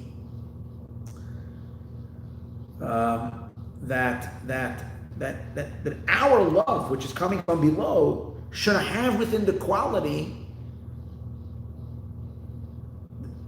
that it should arouse an arousal from above in a manner of infinity. It's because our love is also infinite. That's why it can generate. But why is that? Because we have the bris milah. It is known shahapriya. Because this idea that Arla that bris milah has two parts. The cutting away of the bad, but there's another element, because we know that there really are two skins that need to be removed. One is called a thicker skin, it's called the Arla. And the other one is called, after you do Mila, which is cutting away the thing, there's another mitzvah called Priya. Priya is to remove a thin membrane that covers beneath. So that's not so much about removing the dark, it's about exposing the bris, which the bris is that yud. Shapriya was Galas Atara. The Priya is the revelation of the Atara, which is called the crown of the bris. B'chinas Yud, which is a Yud. The Ainul is B'chinas Gilui Hachad. We know Yud is Chachma. And Chachma is the beginning of the side of Chesed. And Chesed is flowing downward. Li is Gilui Hachad, in order that the power of Chesed, of divinity, should be able to reveal itself. B'chinas, from which level? We said earlier, where do we trace this love all the way up to? We trace it to a level of called Chafetz Chesed and Rav Chesed. Rav Chesed, Shalamayla and Achachma, that's beyond Chachma. The Chol Ish Ashaloi Arla, but if a person has Arla, Shemachasa Torah, which covers the crown, this person cannot have in his soul a revelation of this great love. It can't. Another person might not feel it, but they could feel it. This person cannot. They have a spiritual block that does not allow this divine integration into the human experience to happen. Why? Because they still have a grasp to the chitzonim, to the other side. That's why this is what divides between the Jew and the non-Jew. The Jew rids himself of the Arla, therefore he's a safe space. The nations, even if they do a bris milah, are still called non-circumcised, because the chitzonim are too strong over there, and therefore this can't manifest. So there is no such a thing as this godly love in a Gentile soul. If he converts, it's a different story. But as long as And then he has to do the Mila. But this fusion. It can be great, it can be very noble, but not have this that's the power of Avram Avinu, of Lech Lecha, the emergence. I make my covenant, I'm putting my bris into you, that I should imbue my love to you into you. This great love, and that's what a covenant is. A covenant means that we two are bound together forever. This is this great super rational love that God has in Israel, and that you should be able to evoke it. This is eternal covenant. And this is what it means even when you are in the lands of your enemies. I haven't rejected you. I haven't despised you. I haven't become disgusted by you. To annul my covenant. The covenant is always there. And therefore it says, and as a result of this, I will give you the land of Canaan, not the earthly land of Canaan, because that you're not always going to have. The time of exile, we don't have it. But you always hold on to this land of Canaan. Is the spiritual land of Canaan, which is called this business. Because only through this can we really achieve this business enterprise that we're supposed to do for God, only if we have that godly element inside of us. Which through this land, when we have the land, we have the drawing down of this great love, which is called milk and honey. And this is what was given to Avram, to him and his children after him, forever, for eternal inheritance. Even if technically we are in different countries. When we say an eternal inheritance, it means in the spiritual realm. Through this supernal land of Canaan should be we should be able to draw down spiritual milk and honey. Hanal, in the general souls of Israel, for all of eternity. And it never was interrupted. Jews always had this capacity. And that's why we were able to turn over the world with a divine power flowing through. So the land of milk and honey is always with us. But we have to allow this godly entry into our system, and that's through the Mila. Mila upriya, the main inyan of Mila and priya is to allow this great divine super love, the klolus nishmas Yisroel, in the souls of Israel, to allow it from above. Meaning, when we activate, that we do work, but the fact that God allows it from above, we have a channel that that is always available for it to download the spiritual energy to meet our love from below and to lift it up, so that there has to be a channel. That's the Mila. The Mila is that channel. That this power should always be amongst the Jewish people. Now arousal from below will trigger this flow from above. Gam came in a great love, and those two loves meet, and thereby it becomes like milk and honey, which elevate us into the divine experience. Eretz that was which was given for eternal inheritance, for it to be flowing a land of milk and honey. The Da'ilam Maven is enough for those who understand. That we turn over the page and we do just a little tiny bit. And now now we will answer all the questions. The Mitzvah Mila dafke yesh l'shaychus l'Yerushas haaretz. Yes, the Mitzvah Mila has a connection to the inheritance of the land. Al kin toloi zeh b'zeh, that's one is dependent on the other. V'akim moisi, I will establish, v'nasati l'chad, I will give to you. V'al kin Mitzvah Mila ne'egez gam b'zman hazeh. And that's why the Mitzvah of Mila is also applicable b'zman hazeh these days. Because we still have the spiritual land. V'gam birchas haaretz de'oraisa gam b'zman hazeh. And also the blessing of benching is also biblical even in today's days. Because the inheritance of the land of Canaan and the spiritual is forever for the children of Abraham, of Avram. Even if we're now find ourselves physically in the geographic location of the land of Israel. Like the mitzvah of Mila, which of circumcision, which is all the time.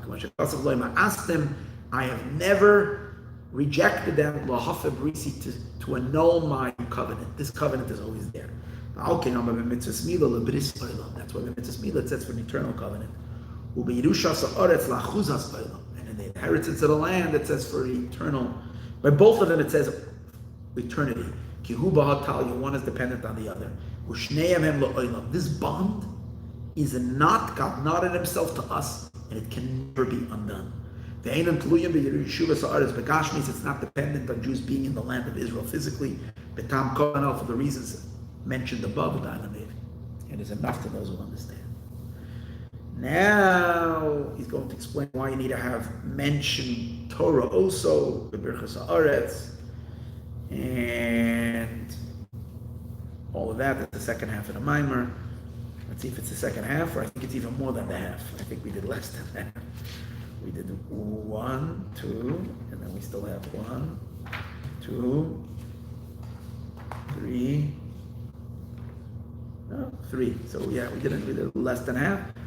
But I hope now we can't say that we're not going to finish it after such a juicy Maimer, such light. We're going to have to finish it. Be'ezrat Hashem, join us next week, Thursday. All the best, and thank you for listening.